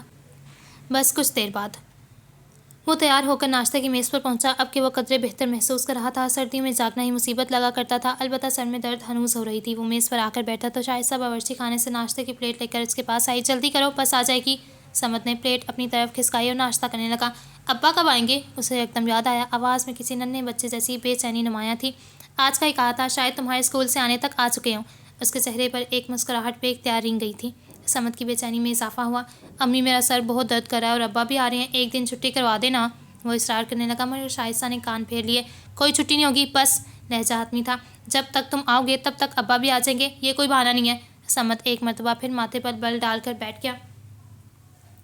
اچھا، دوا دے دیں، اس نے منہ پھلا کر کہا۔ شائستہ نے ٹرے میں پڑی پلیٹ ذرا پرے کی تو دوا کا پتہ دریافت ہوا۔ ایک ٹیبلٹ کھا لو۔ سمت نے عجلت میں ناشتہ کیا اور دوا منہ میں رکھی ہی تھی کہ باہر سے ہارن کی آواز آئی۔ وہ کرسی پر سے اٹھا، بستہ پہنا اور کچن کی جانب بڑھا۔ خدائے پامان امی! شائستہ نے اس کا ماتھا چوما۔ وہ باہر نکل گیا۔ سر کا درد بدقت برداشت کرتا وہ من بھر کے قدم اٹھاتا باہر پہنچا اور بس میں سوار ہوا۔ ایک دن چھٹی نہیں کروائی، ونڈ اسکرین سے سر ٹکائے وہ منزل کا انتظار کرنے لگا۔ سورج اوپر آ رہا تھا اور دھند کا زور بدقت ٹوٹتا جا رہا تھا۔ گہرے میں اسکول کی سرخ اینٹوں والی عمارت گدلی دکھتی تھی۔ روشن پر گامزن کئی بچوں میں سے ایک چہرہ شناسا معلوم ہوتا تھا۔ کندھے پر بستہ لٹکائے، چہرے پر بیزاری سجائے سمت بے دلی سے چلتا آ رہا تھا۔ سر درد سے پھٹا جا رہا تھا۔ دوا نے کوئی اثر نہ کیا تھا۔ وہ چاہ کر بھی خود کو اس سب سے دور نہ رکھ سکتا تھا۔ ایک ہی دن کی تو بات تھی، امی نے چھٹی نہیں کروائی۔ جماعت میں داخل ہوا تو اس کی نظر سامنے بیٹھی مس نائمہ پر پڑی۔ نائمہ آج بھی اپنے عام سے حلیے میں سر کو ڈھکے سپاٹ تاثرات لیے بیٹھی تھیں، البتہ آج آنکھوں کے نیچے نمایاں حلقے تھے، جیسے وہ صحیح سے سو نہ پائی ہوں۔ وہ آج چھٹی کر لینا چاہتی تھیں، سیدھا دادوں کے پاس جانا چاہتی تھیں، مگر کچھ ضروری کام تھے جو وہ نپٹائے بنا نہیں جا سکتی تھیں۔ زندگی میں پہلی مرتبہ نائمہ کو یہ جاب بری لگی تھی، قدموں میں پڑی زنجیر کی طرح جس نے اس کی آزادی چھین لی تھی۔ جماعت آہستہ آہستہ طلبہ سے پر ہو رہی تھی، مگر اس کا ذہن کہیں اور تھا۔ کچھ منٹ پہلے ہی جب وہ دونوں گاڑی میں سوار اسکول کی طرف آ رہے تھے، میں 3 بجے تک گھر پہنچ جاؤں گا، وہاں سے سیدھا چلیں گے، اس نے یاد دہانی کروائی۔ نائمہ نے اس بات میں سر کو جنبش دی۔ سارم، آپ کو یوں عجیب تو نہیں لگے گا؟ دادو ہمارے ساتھ آ کر رہیں گی؟ وہ بے اختیار پوچھ اٹھی۔ انہوں نے مجھے ہاتھوں میں پال پوس کر بڑا کیا ہے۔ کیا بول رہی ہو نائمہ؟ وہ نرمی سے سمجھانے لگا۔ نائمہ کی باتیں بے حد بے دکھی بھی ہوں تو وہ غصہ نہیں کرتا تھا۔ اس کے دل میں ابھرتے تمام خدشات ہوا ہو گئے۔ چہرے پر ٹھہرے اضطراب میں کچھ کمی آئی۔ اسکول کے سامنے پہنچ کر اس نے نائمہ کو اتارا۔ وہ آگے بڑھنے لگی تھی جب اس نے پیچھے سے آواز دے کر اسے روکا۔ اپنا خیال رکھنا، فکر مت کرو، سب ٹھیک ہوگا۔ کیا وہ چہرے پڑھنے کا ہنر رکھتا تھا یا روح کے اندر تک جھانک لینے کا؟ نائمہ وہیں کھڑی رہ گئی۔ گاڑی آگے بڑھ گئی۔ مس نائمہ! بچے کی آواز نے اس کی سوچ کا تار کاٹا۔ وہ یکدم سیدھی ہو کر بیٹھی۔ یہ کلاس روم تھا۔ بچے کی بات سن کر لاشعوری طور پر اس کی نگاہ گھڑی کی طرف اٹھی۔ پہلا لیکچر شروع ہو چکا تھا۔ نائمہ کرسی سے اٹھی اور ڈائس کے سامنے جا کر تمام بچوں کو متوجہ کرنے لگی۔ بس کچھ گھنٹے بعد وہ دادو کے پاس ہوگی۔ وہ گارڈ روم کا منظر معلوم ہوتا تھا، سفید دیواروں والا تنگ سا کمرہ، سامنے ایک روشن دان جہاں پہرا دینا اس کی ذمہ داری تھی، اور پیچھے سیڑھیاں نیچے اترنے کی۔ اشفاق اسی کرسی پر بیٹھا تھا، ٹھنڈ اس کی پسلیوں تک میں چبھ رہی تھی، اوپر موٹی جیکٹ پہننے کے باوجود وہ تھر تھرا رہا تھا۔ دھند کافی حد تک کم ہو چکی تھی مگر اب بھی موجود تھی۔ اس نے کھڑکی سے باہر کا منظر دیکھا، دور دور تک سبزہ زار پھیلا ہوا تھا۔ اسکول کی عمارت کے پیچھے غالباً کوئی کھیت تھے، ہر شے گدی نظر آ رہی تھی۔ وہ رات کو نیند بھی پوری نہ کر سکا تھا، شاید آج چھٹی کر لیتا مگر تنخواہ لینی تھی اور پھر گاؤں جانا تھا، اس لیے اسے بے دلی سے آنا پڑا۔ بس کچھ دیر بعد وہ گاؤں میں ہوگا۔ جیپ نما سواری اسکول کے دائیں رخ آ کر کچھ دور روک دی گئی۔ اندر سے 6 آدمی نکلے، سیاہ لباس اور آڑ ڈھکے چہروں والے نفوس، سب ادھر ادھر بکھر گئے جیسے پہلے سے تمام ہدایات دے دی گئی ہوں۔ پیچھے ایک آدمی اکیلا رہ گیا، باقی 5 بحفاظت اپنا اسلحہ سنبھالتے مختلف کونوں میں روانہ ہو چکے تھے۔ آخری آدمی کی شاطر آنکھیں پیچھے کھڑی جیپ پر مرکوز ہوئیں۔ اس نے ڈکی سے کوئی عجیب شے نکالی، وہ ایک بیگ تھا، عام سا دکھنے والا۔ آدمی نے غیر محسوس انداز میں اس کی زپ کھولی، اوپر دیکھتے دیکھتے انگلیاں چلائیں اور چند ہی منٹ میں بیگ بند کر کے گاڑی کی فرنٹ سیٹ پر رکھا اور بھاگ گیا۔ ویرانے میں کھڑی گاڑی اسے دور جاتا دیکھتی رہی۔ جمائی آئی ہاتھ بلند کر کے منہ کے آگے کرتا وہ ایک لمحے کو ارتکاز کھو گیا۔ نظریں کہیں اور اٹھی تھیں اور یہی لمحہ تھا۔ ایک زوردار آواز سماعت میں گونجی، یکدم زوردار آواز سماعت میں گونجی، پلک جھپکتے ہی گاڑی آگ کی زد میں آ گئی۔ شعلہ اڑاتی سواری مکمل طور پر بھسم ہو چکی تھی۔ ارد گرد اس ویرانے میں بھی کچھ لوگ متوجہ ہوئے۔ سیاہ دھواں خلا میں اڑ کر تازہ ہوا میں ملاوٹ کر رہا تھا۔ اسے محسوس ہوا کہ وہ آواز اسے کان کا پردہ چیرتی اندر گھسی تھی۔ چند پل کان میں سیٹی بجتی رہ گئی۔ وہ کچھ سننے سمجھنے سے قاصر تھا۔ آواز ذہن میں جذب ہوئی تو وہ کرنٹ کھا کر آگے بڑھا۔ دھماکہ کہاں؟ اشفاق نے اپنا پستول اٹھایا اور محتاط ہو کر بیٹھا۔ دل میں کہیں خوف نے بسیرا ڈالنا چاہا۔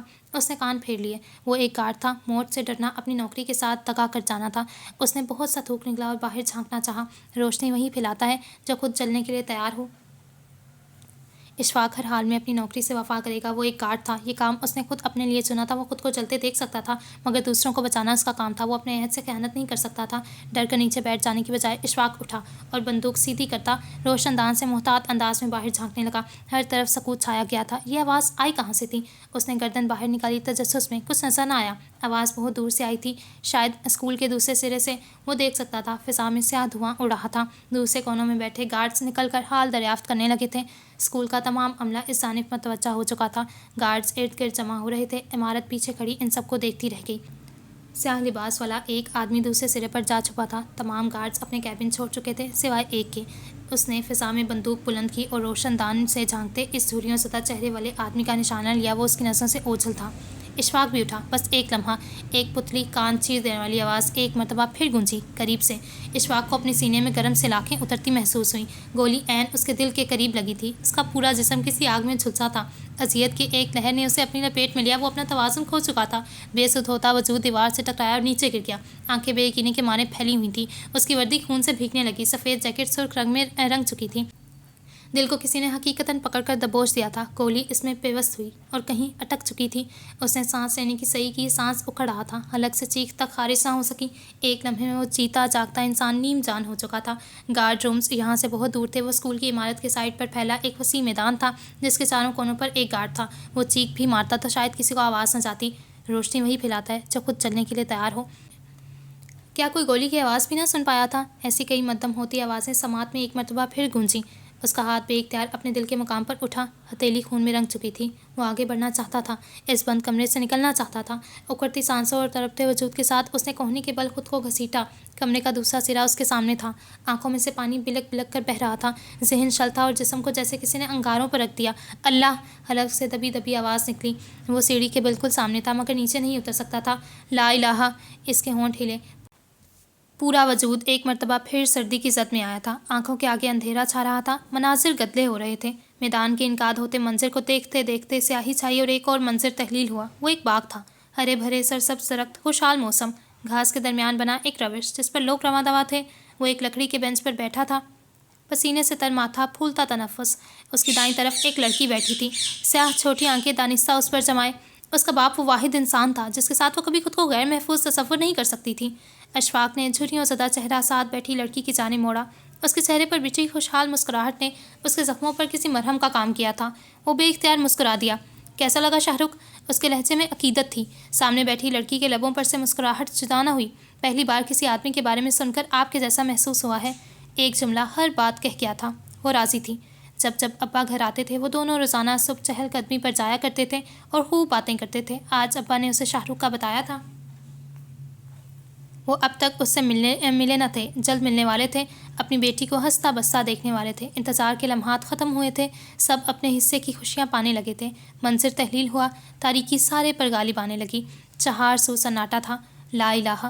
اذیت کا احساس پورے وجود پر طاری ہوا، سانس خارج نہ ہوئی، دل میں ایک ٹیس اٹھی۔ اس نے کراہ کر رخ موڑنا چاہا اور سب دم توڑ گیا، وجود یک بستہ ہونے لگا۔ تمام واقعات ذہن کی اسکرین پر گردش کرتے کرتے ہوا ہو گئے تھے۔ اس کی بے نور آنکھیں چھت پر ٹکی رہ گئیں، پس منظر میں گونجتی گولیوں کی آوازوں سے بے نیاز وجود اس دنیا سے آنکھیں موندے کہیں اور جا ٹھہرا۔ روشنی وہی پھیلاتا ہے جو خود جلنے کے لیے تیار ہو۔ جماعت کے اندر کا منظر خاصا عام اور پرسکون معلوم ہوتا تھا۔ نائمہ تیزی سے چلتا ہاتھ سفید بورڈ کو سیاہ کر رہا تھا۔ طلبہ بھی پوری توجہ سے مرکوز کیے کام میں مگن تھے، دھیمی سرگوشیاں ہر سو تھیں۔ ہمیشہ کی طرح آخری بینچ پر بیٹھا صمد چہرے پر ڈھیروں بیزاری لیے ہوئے تھا۔ حماد آج اسے بتائے بنا چھٹی پر تھا، جس کی وجہ سے اس کا موڈ مزید خراب ہوا تھا۔ نائمہ کا ذہن کچھ وقت کے لیے سب فراموش کر چکا تھا۔ اسے کچھ یاد تھا تو بس یہ کہ وہ پڑھا رہی ہے۔ کمرے میں چھایا نیم سکوت یکدم تحلیل ہوا۔ پرزور دھماکے کی آواز یکدم سب کا دل دہلا گئی تھی، البتہ کسی نے خاص توجہ نہ دی۔ یقیناً ارد گرد کوئی ٹرانسفارمر وغیرہ میں دھماکہ ہوا ہوگا۔ ہر کوئی ایک مرتبہ پھر کام میں غرق ہو گیا۔ خاموشی بھی بسیرا کر چکی تھی۔ دوسری مرتبہ اس پرسکون ماحول میں خلل ڈالا گیا۔ باہر سے بھاری قدموں کی چاپ سنائی دینے لگی، جیسے ایک ہی پل میں ادھم مچ گیا ہو۔ شاید کوئی کلاس نیچے جا رہی تھی۔ ان کی روانی سے چلتے قلم پر بند اس سائرن کی آواز نے ڈالا تھا۔ صمد کے دل نے ایک دھڑکن مس کی۔ کل کی طرح یہ سائرن اس کے دل کو دہلا گیا۔ کیا یہ ڈرل روز ہونی تھی؟ کلاس میں ہلچل سی مچی۔ نائمہ نے بیزاری سے پیچھے مڑ کر دیکھا۔ اپنے ڈیسک کے نیچے چھپے سب بچے اس کی ہدایت کے مطابق اپنے ڈیسک کے نیچے چھپ گئے تھے، البتہ کوئی سنجیدہ نہ تھا۔ ہر طرف سرگوشیاں تھیں۔ نائمہ کے دل میں عجیب سا خیال ابھرا، ڈرل کبھی بھی 2 دن لگاتار نہیں ہوتی تھی، شاید اس بار کچھ الگ ہو۔ وہ آگے بڑھی، لائٹیں بند کی اور ڈائس دھکیل کر دروازے کے سامنے رکھنے لگی۔ میم رہنے دیں، ابھی تو نکلنا ہے، کسی نے ہنس کر آواز دی۔ صمد پیچھے بیٹھا بوریت سے سب دیکھ رہا تھا جب ایک دم شور سا ہوا۔ ابھی دوسرا سائرن نہ بجا تھا، پہلا ہی بج رہا تھا۔ سب کو کلاس میں ہونا تھا۔ یہ آوازیں کہاں سے آ رہی تھیں؟ اور پھر ایک آواز فضا کو چیرتی ہوئی ان کے کانوں میں پڑی، گولیوں کی آواز۔ This is not a drill, this is not a drill, یہ کوئی ڈرل نہیں ہے۔ اسپیکر میں لرزتی عجلت بھری آواز سنائی دی۔ پیچھے بیٹھا صمد برف ہو گیا، کسی مجسمے کی طرح ریڑھ کی ہڈی میں ایک سنسنی خیز لہر دوڑ گئی، دل میں خوف ابھرا۔ گولیوں کی زد، یہ ڈرل نہیں ہے۔ ذہن کچھ بھی جذب کرنے سے قاصر تھا۔ کلاس میں چیخیں بلند ہوئیں، مذاق میں بات اڑاتی آوازیں ہیبت ناک دہائیوں میں بدل گئی تھیں۔ نائمہ اپنی جگہ ساکت کھڑی رہ گئی۔ دس از ناٹ اے ڈرل؟ آواز ایک مرتبہ پھر آئی اور اس کے بعد ان سب کے کانوں میں وہ چیخیں پڑیں۔ اسپیکر سے ابھرتی آواز اب چیخوں کی تھی۔ ایک دردناک کراہ اور پھر سکوت۔ نائمہ حواس باختگی کے عالم میں آگے بڑھی اور بچوں کو چپ کروانے لگی۔ شش، چیخو نہیں، آواز باہر نہ جائے۔ اس نے ڈر کر ان کی آوازیں بند کرنے کی کوشش کی۔ اگر کوئی باہر سے آوازیں سن لیتا تو یقیناً ادھر کا رخ کرتا۔ خاموشی سے بیٹھو سب، کچھ نہیں ہوا، دوسرے سائرن کا انتظار کرو۔ اس کا اپنا دل بری طرح دھڑک رہا تھا، ذہن کچھ بھی سمجھنے سے قاصر تھا۔ کیا اسکول میں ٹیررسٹ اٹیک؟ نہیں، بچوں کو تیار کرنے کے لیے کوئی سنجیدہ منصوبہ ہوگا۔ کلاس میں رونے کی آوازیں ابھر رہی تھیں، سب چپ کر گئے تھے، مگر خوف سے، وحشت کے حصار میں۔ تیسری صورت میں ٹیررسٹ اٹیک۔ صمد پتھر کا مجسمہ بنے بیٹھا تھا، ذہن شل تھا، حواس باغ تھا۔ یہ کیسے ہو سکتا ہے؟ نہیں، یہ کوئی ڈرل ہی ہے۔ مگر اسپیکر سے ابھرتی وہ چیخیں، وہ کانپنے لگا۔ اسے اثنا میں باہر سے قدموں کی چاپ سنائی دی، باہر کی طرف کھلتی، اندر کوئی کھڑکی نہ تھی۔ یہ کلاس روم بھی راہداری کے کونے پر تھا، الگ تھلگ۔ بچوں کی چیخیں بلند ہوئیں۔ نائمہ بمشکل ہاتھ اٹھا کر انہیں چپ کروانے لگی۔ ہر کوئی دروازے سے دور دیوار کے کونے پر جمع ہو گیا۔ ڈیسک ادھر ادھر گری پڑی تھی، جماعت بدحال تھی۔ ہر طرف نفسا نفسی کا عالم تھا، قدموں کی چاپ تھی، سب سانس روکے کھڑے تھے۔ اور اسی پل پوری قوت سے دروازہ توڑا گیا، سامنے پڑا ڈائس دھڑام سے آگے کو گرا۔ پورے کمرے میں بچوں کی چیخیں گونجی۔ ایک مرتبہ پھر نائمہ بھی انہی میں تھی۔ وہ کوئی سیاہ لباس میں ملبوس آدمی تھا جس نے آدھا چہرہ رومال سے ڈھک رکھا تھا۔ ہاتھ میں ایک گن لیے وہ اندر داخل ہوا، کسی کی چیخ صدا سنے بغیر اندھا دھند فائر کرنے لگا۔ سب بھاگنے لگے، اپنی جانوں کے لیے، صرف اپنے لیے۔ کچھ گولیاں دیواروں پر لگیں، کچھ ادھر ادھر بھاگتے بچوں کو اندھیرا کمرہ چیخوں سے گونج رہا تھا۔ سماعت میں ہیبت ناک آوازیں تھیں، سسکیاں، آہیں، زندگی کی بھیک۔ ان سب کا کیا قصور تھا؟ وہ کون تھا؟ کسی کا ذہن اس نہج پر نہ پہنچا۔ وہ آگے بڑھا اور آنکھوں میں صفاقی لیے ایک ایک انسان پر گولی چلاتا گیا۔ درسگاہ خون میں نہا گئی تھی۔ کچھ بچے بامشکل کمرے سے بچ نکلے۔ پس منظر میں کہیں سائرن کی آواز گونجی تھی۔ جماعت تقریباً خالی ہو چکی۔ 14-15 سال بچے فرش پر پڑے کراہ رہے تھے، چیخ رہے تھے، اور کچھ بچ نکلے تھے۔ اس نے ایک مرتبہ پھر ان لاچاروں کی جانب بندوق تانی اور ایک ایک کر کے سب کے سینے میں اتار دی۔ موت سے پہلے کی آخری صدائیں بلند ہوئیں، چیخیں رفتہ رفتہ تھم گئی تھیں۔ موت کا سناٹا تقریروں سے بھاری ہوا کرتا ہے۔ چہرہ ڈھانپے آدمی باہر نکلا، جیب ٹٹول کر کوئی مائکرو فون سا نکالا۔ ارد گرد والے چاروں گارڈز مر چکے ہیں۔ دوسری جانب سے آواز آئی، کونے والے کمروں پر حملہ کرو، تب تک سب باہر جمع ہوں گے، وہاں 3 لوگ اور ہیں۔ اس کے لبوں پر ایک محسوس مسکراہٹ تھی۔ سب اپنے مقصد سے وفا کر رہے تھے۔ پورے کیمپس میں ہلچل مچی تھی، رونے کی آوازیں، تھاڑیں، چیخو پکار، مدد کے لیے صدائیں، جان کی امان پانے کو بچ کر نکلنے کی چاہ، خون میں نہائی راہداریاں۔ وہ آگے بڑھا اور اس راہداری میں پہنچا جہاں بہت سے بچے جمع تھے۔ بندوق بلند کر کے اس نے ایک مرتبہ پھر فائرنگ شروع کر دی۔ وہ قدرے کونے پر کھڑا تھا، دردناک لب و لہجے میں چیخیں پھر گونجیں۔ وہ صفاقی سے ایک ایک پر گولی چلاتا رہا تھا، بھاگنے والوں کو بھی نہ روکا، بس جو پکڑ میں تھا اسے کچل دیا۔ سفید فرش خون کی سرخی میں ڈوب گیا تھا، قہقہے موت کی صداؤں سے تبدیل ہوئے تھے۔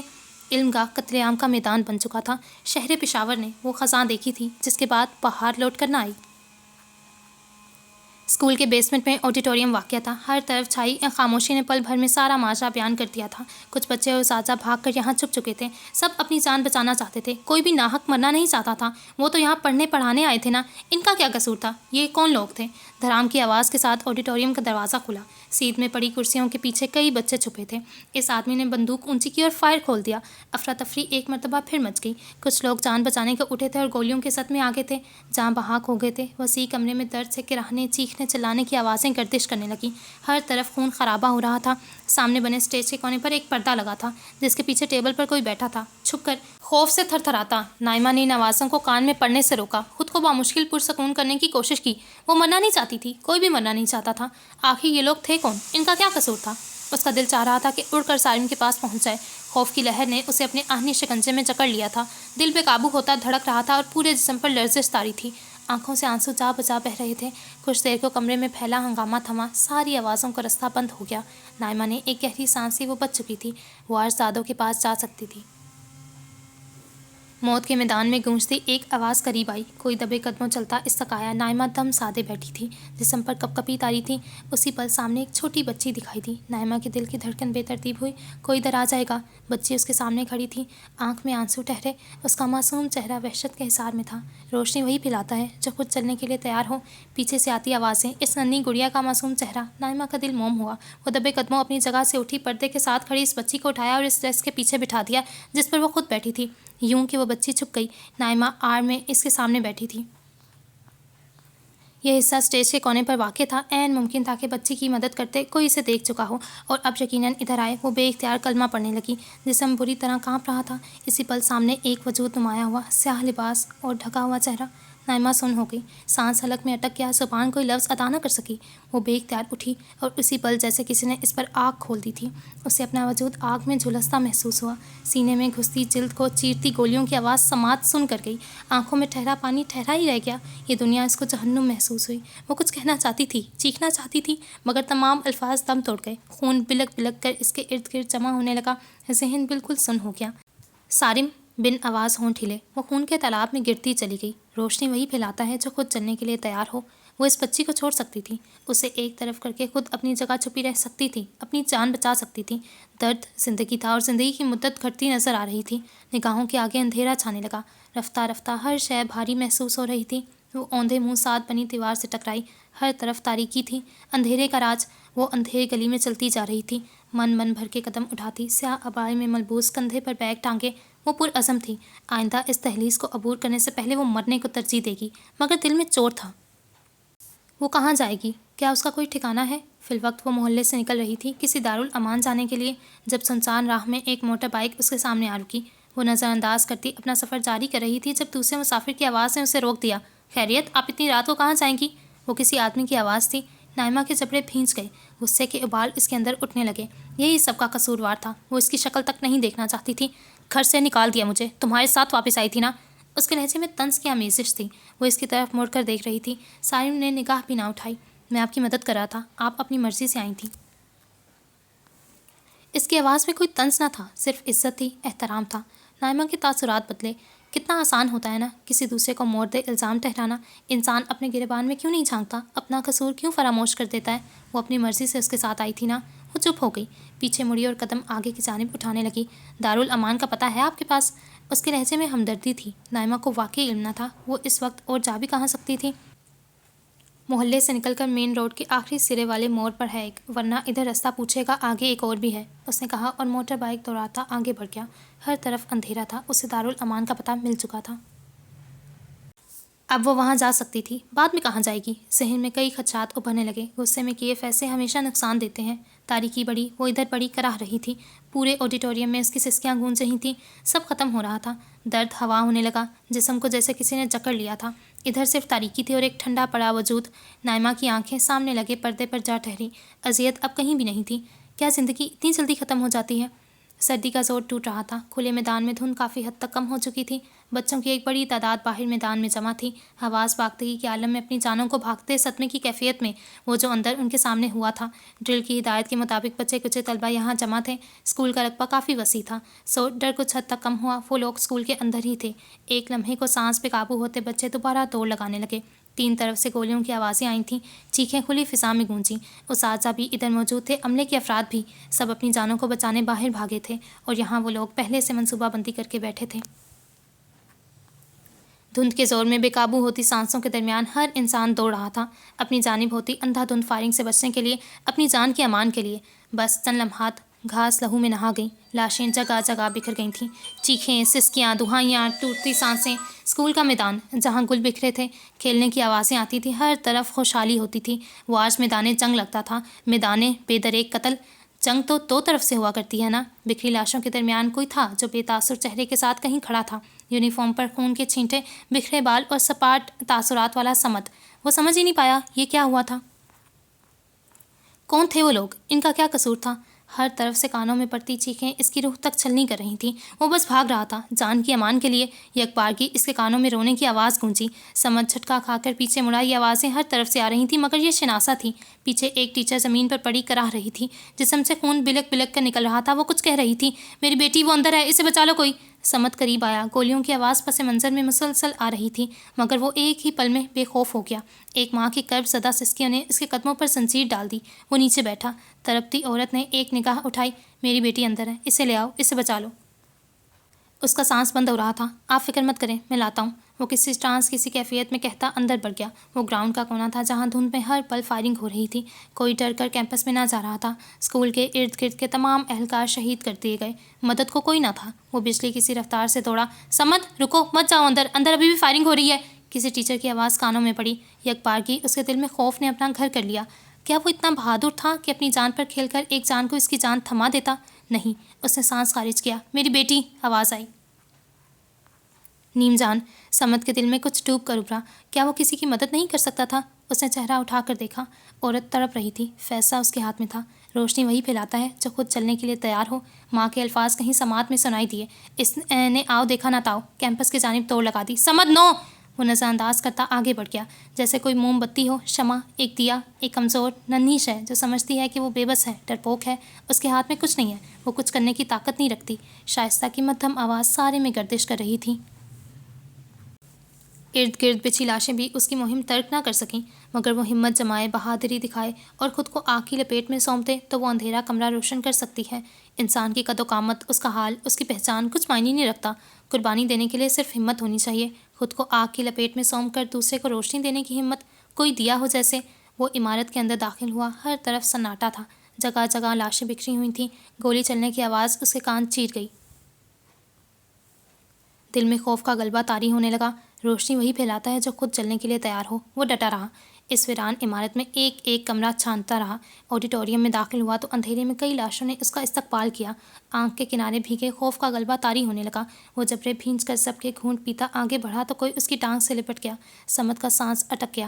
اس نے نظر اٹھا کر نیچے دیکھا، وہ کوئی چھوٹی سی بچی تھی، 5-6 سال کی، چہرے پر خوف پچھائے، آنکھیں سرخ کیے، یہی ٹیچر کی بیٹی تھی۔ سمت اسے پہچانتا تھا۔ وہ اسٹیج کے بیچوں بیچ موجود تھے، ہر طرف لاشیں بکھری خون کی زد میں انہیں خاموشی سے دیکھ رہی تھیں۔ سمت نے اسے گود میں اٹھایا، آپ کی ماما باہر ہیں۔ بچی خاموش رہی، جیسے صدمے کی کیفیت میں ہو۔ اپنے سامنے یہ خون خرابہ ہوتا دیکھ اس کا دماغ حواس کھو چکا تھا۔ وہ عمارت کی چوکھٹ عبور کرنے لگا جب پیچھے سے قدموں کی چاپ سنائی دی۔ اس نے بچی کو نیچے اتارا، بھاگ جاؤ، اس نے سرگوشی کی۔ بچی تابعداری سے آگے بھاگنے لگی۔ وہ اسے جاتا دیکھتا رہا جب تک وہ اس کی نسوں سے اوجھل نہ ہوئی اور پھر خود بھاگنے لگا۔ بچی دور پہنچ چکی تھی، اس کے پیچھے رہ جانے کا خدشہ تھا۔ روشنی وہی پھیلاتا ہے جو خود چلنے کے لیے تیار ہو۔ فضا میں گونجتی ایک آواز نے اسے ساکت کر دیا۔ کمر میں جیسے کسی نے گرم خنجر گھسا دیا۔ درد کی انتہا نے اسے اپنی لپیٹ میں لیا۔ وہ میدان کے بالکل سامنے اوندھے منہ نیچے گرا۔ ارد گرد سے آتی تمام آوازیں تھم گئی تھیں۔ ہر طرف سناٹا چھا رہا تھا۔ سوکھی مٹی اس کے چہرے کی زینت بن چکی تھی۔ ارد گرد خون کا تالاب بن چکا تھا۔ گولی جسم میں اٹک گئی۔ وہ سانس لینا چاہتا تھا مگر ناکام۔ اذیت میں تڑپتے وجود کی آنکھیں نم ہوئیں۔ روشنی وہی پھیلاتا ہے جو خود چلنے کے لیے تیار ہو۔ بے جان وجود کی آنکھ سے ایک آنسو ٹپکا۔ ہر طرف سیاہی چھا رہی تھی۔ دماغ سن تھا۔ میدان کی خاک اس سب کو دھندلا گئی تھی۔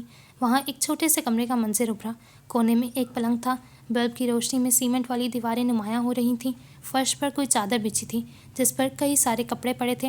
ہم بابا کے پاس جا رہے ہیں؟ پلنگ پر بیٹھے ننھے بچے نے سوال کیا۔ چہرے پر اشتیاق اور بے قراری بیک وقت ابھری تھی۔ چادر پر بیٹھی کپڑے سمیٹتی شائستہ نے کرب سے آنکھیں مینچیں۔ نہیں بیٹا، ہم نئے گھر جا رہے ہیں جو ابا نے ہمارے لیے لیا ہے، اس نے ضبط کرتے ہوئے کہا۔ اس میں ابا بھی ہوں گے؟ وہ بے چین ہوا۔ ماں نے سر اٹھا کر اسے دیکھا، چہرے پر زمانے بھر کی اداسی سجائے۔ میں نہیں جانتی ابا کب آئیں گے، اس نے صاف اور کھڑی بات کی۔ دھیان ایک مرتبہ پھر کام میں لگایا۔ میں کل رات کو گیٹ پر گیا تھا، آپ سو رہی تھیں، میری برتھ ڈے تھی، وہ اپنی رو میں بولتا جا رہا تھا۔ بابا ہمیشہ رات کو مجھے وش کرتے تھے، میں انتظار کر رہا تھا شاید وہ آئیں اور آج بھی ویسے ہی وش کریں۔ خلا میں کسی غیر مرئی نقطے پر نگاہیں جمائے آنکھیں بے حد ویران تھیں۔ ابا کبھی نہیں ملیں گے اب ہم سے؟ نگاہوں کا ارتکاز سن بیٹھی ماں کی جانب تھا۔ اس کے گلے میں گلٹی سی ابھر کر معدوم ہوئی۔ وہ فوراً اٹھی اور اسے گلے سے لگا لیا۔ سسکیوں کی آواز کمرے کے خالی دیواروں سے ٹکرائی۔ میں بہت مس کرتا ہوں بابا کو، اس کی آواز میں اداسی گھلی۔ منظر چھوٹا، سب بدل گیا تھا۔ آج تو وہ اپنے باپ سے ملنے والا تھا نا، ایک طویل مدت کے بعد۔ ہر طرف تاریکی کا راج تھا۔ جسم درد کی لہر سے کانپنے لگا۔ سانس تھم گیا۔ متحرک وجود ساکن ہو گیا۔ روشنی وہی پھیلاتا ہے جو خود چلنے کے لیے تیار ہو۔ کئی گھنٹوں بعد پورے شہر کو خبر ہو چکی تھی۔ پورے پاکستان میں یہ بات آگ کی طرح پھیل گئی تھی۔ تمام تعلیمی اداروں نے چھٹی دے دی تھی۔ پشاور پھولوں کا شہر جیسے ساری رونق کھو بیٹھا تھا۔ اسکول کی عمارت کے باہر والدین کا مجمع تھا۔ بے حال لوگ اپنے پیاروں کو زندہ پانے کی آس میں۔ کئی ایمبولینسز اور طبی اہلکار اندر تھے۔ زندہ لوگوں کو ہسپتال پہنچایا جا رہا تھا۔ پورا شہر خون کے آنسو رو رہا تھا۔ دھند مکمل طور پر چھٹ چکی تھی۔ فوج کے افسران ہر جگہ بکھرے تھے۔ سورج اپنی بے رحمی برسا رہا تھا۔ لوگوں کے ہجوم میں ایک چہرہ معلوم ہوتا تھا، ڈریس شرٹ اور پینٹ میں ملبوس بے حال آدمی، جیسے تمام کام چھوڑ کر ادھر آ دھمکا ہو۔ چہرہ فق تھا، حواس چل۔ وہ اندر سے آتی ایک ایک لاش دیکھ رہا تھا جب اس کی نظر اس پر پڑی۔ سفید چادر میں لپٹا وجود، دودھیا چہرے والی عورت، نائمہ خان۔ سارم آگے بڑھتے بڑھتے رک گیا۔ بیچ سڑک پر حواس کھوئے وہ گر گیا۔ نائمہ خان، اس کی بیوی۔ ایسا نہیں ہو سکتا، دل نے تردید کی۔ وہ اٹھا اور ایک مرتبہ پھر اس کا چہرہ دیکھا اور پھر اس کا ہاتھ پر بندھا وہ لاکٹ۔ ذہن کہیں بہت پیچھے جا اٹکا۔ وہ ایک بوڑھی عورت کے ہمراہ دارالامان میں داخل ہو رہا تھا۔ سامنے نام کی پوچھ گچھ کرتے اسے مطلوبہ شخص مل گیا تھا۔ ملاقات کے لیے وہ دونوں کمرے میں چلے گئے۔ کچھ دیر بعد نائمہ بھی ادھر بلا لی گئی۔ دادو اس کے گلے لگ کر خوب روئیں۔ نائمہ انہیں حوصلہ دیتی رہی کہ وہ ٹھیک ہے، اسے کچھ نہیں ہوگا۔ نائمہ تو اپنی دادی پر ذرا سا بھی بھروسہ کرتی ہے۔ بوڑھی عورت اس کی سوتیلی دادی تھی، اس کے ظالم سوتیلے باپ کی ماں، مگر ان سے احساس اپنائیت اس کی ماں جیسا تھا۔ نائمہ نے بے اختیار اسبات میں سر ہلایا۔ سارم سے نکاح کر لو۔ سارم نے یکے بعد دیگرے نائمہ کے چہرے پر کئی تاثرات دیکھے، شوق، بے یقینی، انکار، دادو کا اصرار اور بالآخر نائمہ کی رضامندی۔ دادو صرف اس کے لیے پریشان تھیں۔ وہ اسے خود سے دور ہوتے ہوئے بھی محفوظ دیکھنا چاہتی تھیں۔ سارم ان کا سگا پوتا تھا۔ اس کے ماں باپ بچپن میں وفات پا گئے تھے۔ وہ دادو کے ہاتھ میں ہی بڑا ہوا تھا اور نائمہ کے آنے کے بعد ان دونوں کی ساری زندگی تقریباً ساتھ ہی گزری تھی۔ ابا سے کسی تنازع کے بعد وہ سارم سے قطع تعلق کر چکے تھے۔ سارم پہلے بھی اسی محلے کے ایک الگ گھر میں قیام پذیر تھا، اب ان کا ملنا بند تھا۔ اس رات نائمہ بالکل اکیلی سنسان سڑک پر دکھی۔ وہ قطعاً اسے اکیلا چھوڑ کر نہ آ سکا، مگر افسوس یہ سب تایا دیکھ چکے تھے جنہیں نائمہ سے بھڑاس نکالنے کے لیے ایک وجہ مل گئی تھی۔ دادا نے اس کی رضامندی لی اور پھر اسے نائمہ کے پاس لے جانے کا بولا۔ کچھ گھنٹے بعد وہ لوگ ایک مسجد میں بیٹھے تھے۔ سارم کے چند دوستوں کو گواہ بنا کر انہوں نے دادو کے سامنے نکاح پڑھوایا۔ پچھلے ہفتے ہی سارم کو ایک نئی جاب ملی تھی۔ اس شہر میں ویسے ہی اس کے آخری دن چل رہے تھے۔ وہ جاب کے سلسلے میں دوسرے شہر جا رہا تھا۔ نائمہ کو اللہ کے بعد میں نے تجھے سونپ دیا، اس کا خیال تو رکھے گا۔ رخصت کرنے سے پہلے دادو نے تاکید کی۔ نائمہ ان سے لپٹ کر خوب روئی۔ فجر طلوع ہوئی۔ سارم نے دادو کا گھر چھوڑا اور وہ دونوں زندگی کے نئے سفر پر رواں ہو گئے، بالکل خالی ہاتھ، فقط ایک دوسرے کا ساتھ اثاثے میں لیے۔ سارم نے رستے میں ایک دکان پر گاڑی روکی کچھ دیر بعد وہ اندر آتا دکھائی دیا۔ نائمہ نیم غنودگی کے عالم میں تھی۔ یہ لو، اس نے نائمہ کو مخاطب کیا۔ اس نے سر اٹھا کر سالم کو دیکھا، پھر اس کی نظروں کے ارتکاز میں ہاتھ میں سفید موتیوں والا ایک خوبصورت سا بریسلیٹ تھا۔ میری طرف سے پہلا تحفہ، اس نے عقیدت سے کہا۔ نائمہ کا ہاتھ مکین کے انداز میں آگے بڑھا۔ سالم نے بریسلیٹ اس کے ہاتھ میں پہنایا۔ ایک نئے سفر کا آغاز، ایک دوسرے کے ہمراہ۔ نائمہ کی آنکھیں بھر آئیں، ذہن کا پردہ خالی ہوا۔ وہ اکیلا رہ چکا تھا، نائمہ خان جا چکی تھی۔ زندگی کا سفر ایک موڑ پر آ کر کھلا رہ گیا تھا۔ آنسو ٹپ ٹپ اس کی آنکھ سے بہنے لگے۔ انہیں تو آج دادوں کے پاس جانا تھا نا۔ سالم آنکھوں میں تعجب اور بے یقینی لیے ڈھک گیا۔ وہ اکیلا رہ چکا تھا، وہ ہمیشہ سے اکیلا تھا۔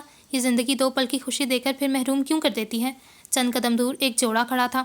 آدمی بمشکل حواس باختہ ہوتی عورت کو سنبھال رہا تھا۔ سامنے ایک لاش پڑی تھی، بکھرے بال اور کمزور چہرے والا لڑکا، ان کا بیٹا۔ شائستہ کا دل کسی نے مٹھی میں لے کر دبوچا تھا، خون رس رہا تھا۔ ان کی اولاد وہ ان سے ایسے دور کیسے ہو سکتی تھی؟ ایک پل میں سب بدل گیا تھا۔ وہ دھاڑیں مار مار کر رو رہی تھی۔ آدمی خود بھی آنسو بہاتے اسے قابو کر رہا تھا۔ اس نے کہا تھا اس کے سر میں درد ہو رہی ہے، وہ سسکتی ہوئی گڑمڑ ہوتے الفاظ میں بتا رہی تھی۔ وہ کہہ رہا تھا مما آج چھٹی کرنی ہے، میں نے اسے زبردستی بھیجا۔ لرزتا وجود ہوش کھو رہا تھا۔ وہ کہہ رہا تھا آج نہیں جانا، اس نے زبردستی بھیجا۔ آج تو وہ اپنے باپ سے ملنے والا تھا نا۔ زندگی نے ایک پل کی خوشی دے کر واپس تہی دامن چھوڑ دیا تھا۔ میرا بچہ، آدمی اسے لیے آگے بڑھنے لگا۔ لاش گھر کو روانہ ہو چکی تھی۔ صبر کے علاوہ ان کے دامن میں کیا بچا تھا؟ ایک سازش، ایک سانحہ۔ کئی لوگوں نے اپنے ساتھی کھو دیے، کئی ماؤں نے اپنے بچے کھو دیے۔ شہر پشاور نے وہ خزاں دیکھی تھی جس کے بعد بہار لوٹ کر نہ آئی۔ وہ دوپہر گاؤں کے باسیوں پر قہر آلودہ اتری تھی۔ ان کے درمیان کا ایک اہم ساتھی، ان کا ہمسایہ، ان کے خاندان جیسا آدمی، اشفاق، اپنے فرض کی ادائیگی کرتا جاں بحق ہو گیا تھا۔ وہ شہادت پا گیا تھا۔ لاش یہاں پہنچ چکی تھی۔ ہر کوئی تعزیت کو آ رہا تھا۔ آدمی کی بیوی منہ ڈھانپے زاروں کی طرح رو رہی تھی۔ پورے مکان میں سوگ کا ماحول تھا۔ ہر طرف اداسیاں راج کر رہی تھیں۔ دل کو کسی نے کچلا تھا اتنی زور سے کہ درد حقیقتاً اٹھی۔ فہمیدہ رو رہی تھی۔ آنسو اس کے اختیار میں نہیں تھے، یہ ظاہری دکھ تھا جو دنیا دیکھ رہی تھی۔ دل میں چھائی ویرانی پوشیدہ تھی اور اندر ہی اندر اسے کھا رہی تھی۔ اس نے ہمیشہ اپنے شوہر کو ستایا تھا۔ ہر معاملے میں جلد بازی، اس کے ہر فیصلے پر انگلی اٹھانا، اس کا اپنی بیٹی کے لیے اس قدر حساس ہونے پر بیزار ہونا۔ احساس ندامت نے اسے اپنے حصار میں لے لیا تھا۔ جانے والے بتا کر کیوں نہیں جاتے؟ پیچھے خود سے وابستہ لوگوں کو ہمیشہ نادم کیوں چھوڑ جاتے ہیں؟ وہ چھوٹی آنکھوں والی لڑکی کونے میں بیٹھی سر ڈھانپے کسی غیر مرئی نقطے کو دیکھ رہی تھی۔ آنکھ سے آنسو خشک ہو چکا تھا۔ اس کے سر سے باپ کا سایہ چھن چکا تھا۔ اس کا باپ، اس کا کل اثاثہ اسے چھن چکا تھا۔ وہ اکیلی رہ گئی تھی۔ وہ ایک بوجھ بن کر رہ گئی تھی۔ باپ کی زندگی میں ایک احساس تحفظ اسے اپنے حصار میں رکھتا تھا۔ آج وہ محاصرہ ختم ہوا۔ وہ بے بسی بھری اذیت میں گھری رہ گئی۔ آگے پڑی زندگی اس کا تمسخر اڑا رہی تھی۔ اس نے اپنا بہترین دوست، اپنا باپ کھو دیا۔ بیٹھے بٹھائے دل میں ویرانی بسیرا کر رہی تھی۔ وہ بے تاثر تھی، ساکت، جیسے ذہن میں یہ مناظر جذب نہ ہوئے ہوں۔ ایسا کیسے ہو سکتا ہے؟ باپ کے بنا بھی کوئی زندگی ہوتی ہے؟ اس نے کرب سے آنکھیں مینچ لیں۔ وہ ایک بوجھ تھی۔ باپ چلا جائے تو دنیا کی ایک نئی شکل انسان پر عیاں ہوتی ہے۔ احساس ذمہ داری بڑھ جاتا ہے۔ ہر طرف سے پریشانی گھیر لیتی ہے۔ ان معاملات کی فکر مندی جو کبھی باپ سنبھالا کرتا تھا، وہ بے بس بیٹھی رہ گئی۔ زندگی اب پہلے جیسی نہیں رہے گی۔ وہ باتیں کس سے کرے گی؟ اپنے دل میں چھپا انبار کس کو سنائے گی؟ اس کی اور کون سنتا تھا؟ ابا، وہ بے اختیار بڑبڑائی۔ ابا جا چکے تھے۔ اس کا دل کسی شیشے کی مانند ٹوٹ کر بکھر گیا۔ وہ اکیلی تھی، ہمیشہ کے لیے۔ چند ماہ بعد اے پی ایس کی عمارت میں جماعتوں کو نئے سرے سے تعمیر کیا گیا۔ نیا فرنیچر، نیا پینٹ، اسکول کا نقشہ وہی تھا۔ حالات تبدیل کر دیے گئے تھے۔ سانحے میں پرنسپل شہید ہو گئے تھے۔ عملے کے لیے نئے پرنسپل ہائر کیے گئی تھی۔ اس نے اپنی نگرانی میں اسکول کی حالت ٹھیک کروائی۔ ارد گرد سیکیورٹی بھروا دی گئی۔ اسکول عارضی طور پر بند تھے۔ طلبہ کی ایک بڑی تعداد شہید ہوئی تھی اور سروائیورز کافی حد تک ڈرے ہوئے تھے۔ مس امارا، نئی پرنسپل، اس صبح میدان میں کھڑی نئی گھاس لگتی دیکھ رہی تھیں۔ یہ وہ خاک تھی جس میں شہداء کا لہو بستا تھا۔ اس زمین نے بہت کچھ دیکھا تھا۔ ان کے دل میں کئی خدشات ابھرتے تھے۔ اگر خدا نخواستہ دوبارہ کبھی کچھ ایسا نہیں جو انسان ایک مرتبہ ڈر کو اپنے قدموں میں زنجیر ڈالنے دے، وہ ہمیشہ کے لیے اس کا کفل کھو دیتا ہے۔ پشاور رفتہ رفتہ خوشحالی کی جانب گامزن تھا، مگر یہ علاقہ، یہاں سے آج بھی وہ صدائیں دل کو چھوتی تھیں۔ ادھر بسی یادیں، خوفناک یادیں رہ چکی تھیں، لیکن حادثے زندگی کا سفر روکا نہیں کرتے۔ امارا اپنے دل میں چھپے تمام وسوسے ایک سوچ کی نظر کر دیتی تھی۔ مزاحمت، یہ اسکول دوبارہ شروع ہوگا۔ ادھر دوبارہ بچوں کے ہنسنے کھیلنے کی آوازیں آئیں گی۔ ایک حادثہ ڈرا نہیں سکتا، سکھا نہیں سکتا۔ 1 سال بعد 16 دسمبر 2015 پشاور، پاکستان۔ آڈیٹوریم میں براجمان افراد مسلسل سرگوشیوں میں مگن تھے۔ یہ کمرہ اس وقت سے خاصا مختلف تھا۔ اسٹیج پر ڈائس کے سامنے کھڑا انسان کھنکھارا، آواز گونجی۔ سب متوجہ ہو گئے، سرگوشیاں تھم گئیں۔ آج ثانیہ APS کو 1 سال گزر گیا ہے۔ اس کی بوجھل آواز ماحول پرفسوں کر گئی۔ ہر زیرو کا چہرہ مرجھا سا گیا۔ تمام واقعات ذہن میں گردش کرنے لگے۔ 1 سال ہو گیا ان بچوں کو ماؤں سے بچھڑے۔ پچھلی نشستوں پر براجمان شائستہ افسردگی سے مسکرائیں۔ ان کا بیٹا شہید تھا۔ دل کچھ حد تک مطمئن ہو جایا کرتا تھا۔ 1 برس ہو گیا، کئی لوگ اپنا ساتھی کھو چکے ہیں۔ فرنٹ رو کی نشستوں پر بیٹھا سارم صدمے کسی کیفیت میں اسپیکر کو دیکھتا رہ گیا۔ 1 سال ہو گیا تھا اسے اکیلا رہتے۔ دادوں کا انتقال ہو چکا تھا۔ اس کے پاس زندگی گزارنے کی وجوہات تھیں، جینے کی نہیں۔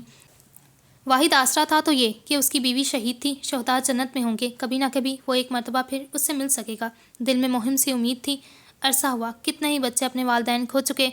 اس کی آواز میں کھلی نمی اسکرین کے پار ٹی وی پر دیکھتی لڑکی کے کانوں میں سیسے کی مانند پڑی۔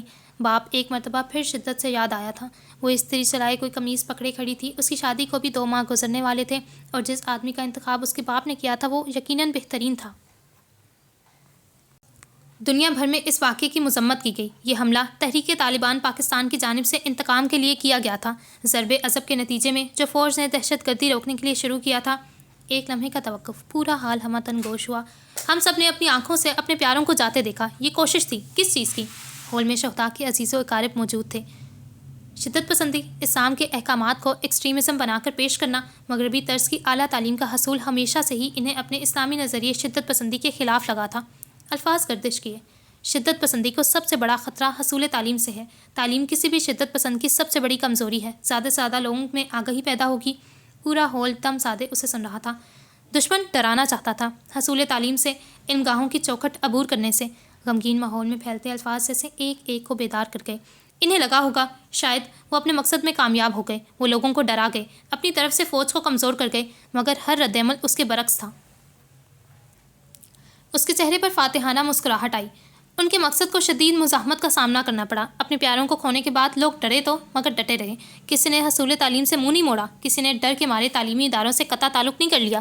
سب نے مل کر ایک مرتبہ پھر اس ادارے کو کھڑا کیا، ایک مرتبہ پھر تعلیم گاہ کو آب آباد کیا۔ الفاظ کا طلسم ہر سامع پر طاری تھا۔ سب میں آگہی پھیلی، دہشت گردی کے خلاف، ان کے مقاصد کے خلاف۔ ہم نے مل کر انہیں ان کے مقصد میں بری طرح شکست دی ہے۔ تمام افراد کے جسم پر لرزش سی طاری ہوئی۔ ان کی شدت پسندی کے خلاف ورزی کرنے کا سب سے بہترین ہتھیار تھا اس چیز کو پھیلانا جسے روکنا ان کا مقصد تھا۔ وہ ایک عزم کے ساتھ بولا، اور آج اسکول کو دوبارہ بن کر کام کرتے دیکھ کر میں یہ بات فخر سے کہہ سکتا ہوں، ہم سب اس ایک ثانیے سے ڈر کر نہیں بیٹھ گئے، ہم نے اٹھ کر مزاحمت کرنا سیکھا۔ کئی نفوس کی آنکھیں بھیگیں، بے قرار دل کو چین آیا۔ ہم نے دشمن کا منہ توڑنا سیکھا، اس ہتھیار سے جو ان کی کمزوری تھی، تعلیم کا حصول۔ پس منظر میں گیت گونجا، مجھے ماں اس سے بدلہ لینے جانا ہے، مجھے دشمن کے بچوں کو پڑھانا ہے۔ ہال میں موجود نفوس نم آنکھوں سے سب سنتے گئے۔ دشمن کے منہ پر مزاحمت کا سب سے بڑا تمانچہ اس سے انتقام ہے، اس کی نسلوں کو تعلیم دلوانا، ان کے ساتھ وہ کرنا جو انہیں برداشت نہیں۔ کسی بھی شدت پسندی کو روکنا تعلیم آگہی کے ہاتھ میں ہے۔ وہ ایک مرتبہ پھر دہراتا اسٹیج سے چلا گیا۔ پورا ہال تالیوں سے گونج اٹھا۔ حزام سے ہر شہید کے عزیز کی گردن اکڑ گئی۔ قربانیوں کے لیے اللہ اپنے پیاروں کو چنتا ہے۔ اب باری باری شہداء کے والدین کو اسٹیج پر دعوت دی جا رہی تھی۔ شائستہ اپنا نام سن کر اٹھ کھڑی ہوئی۔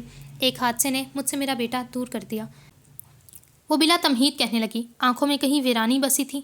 اس کی طبیعت خراب تھی۔ اس دن وہ اسکول جانے سے انکار کر رہا تھا اور میں نے زبردستی بھیج دیا۔ چہرے پر اداس مسکراہٹ نمودار ہوئی۔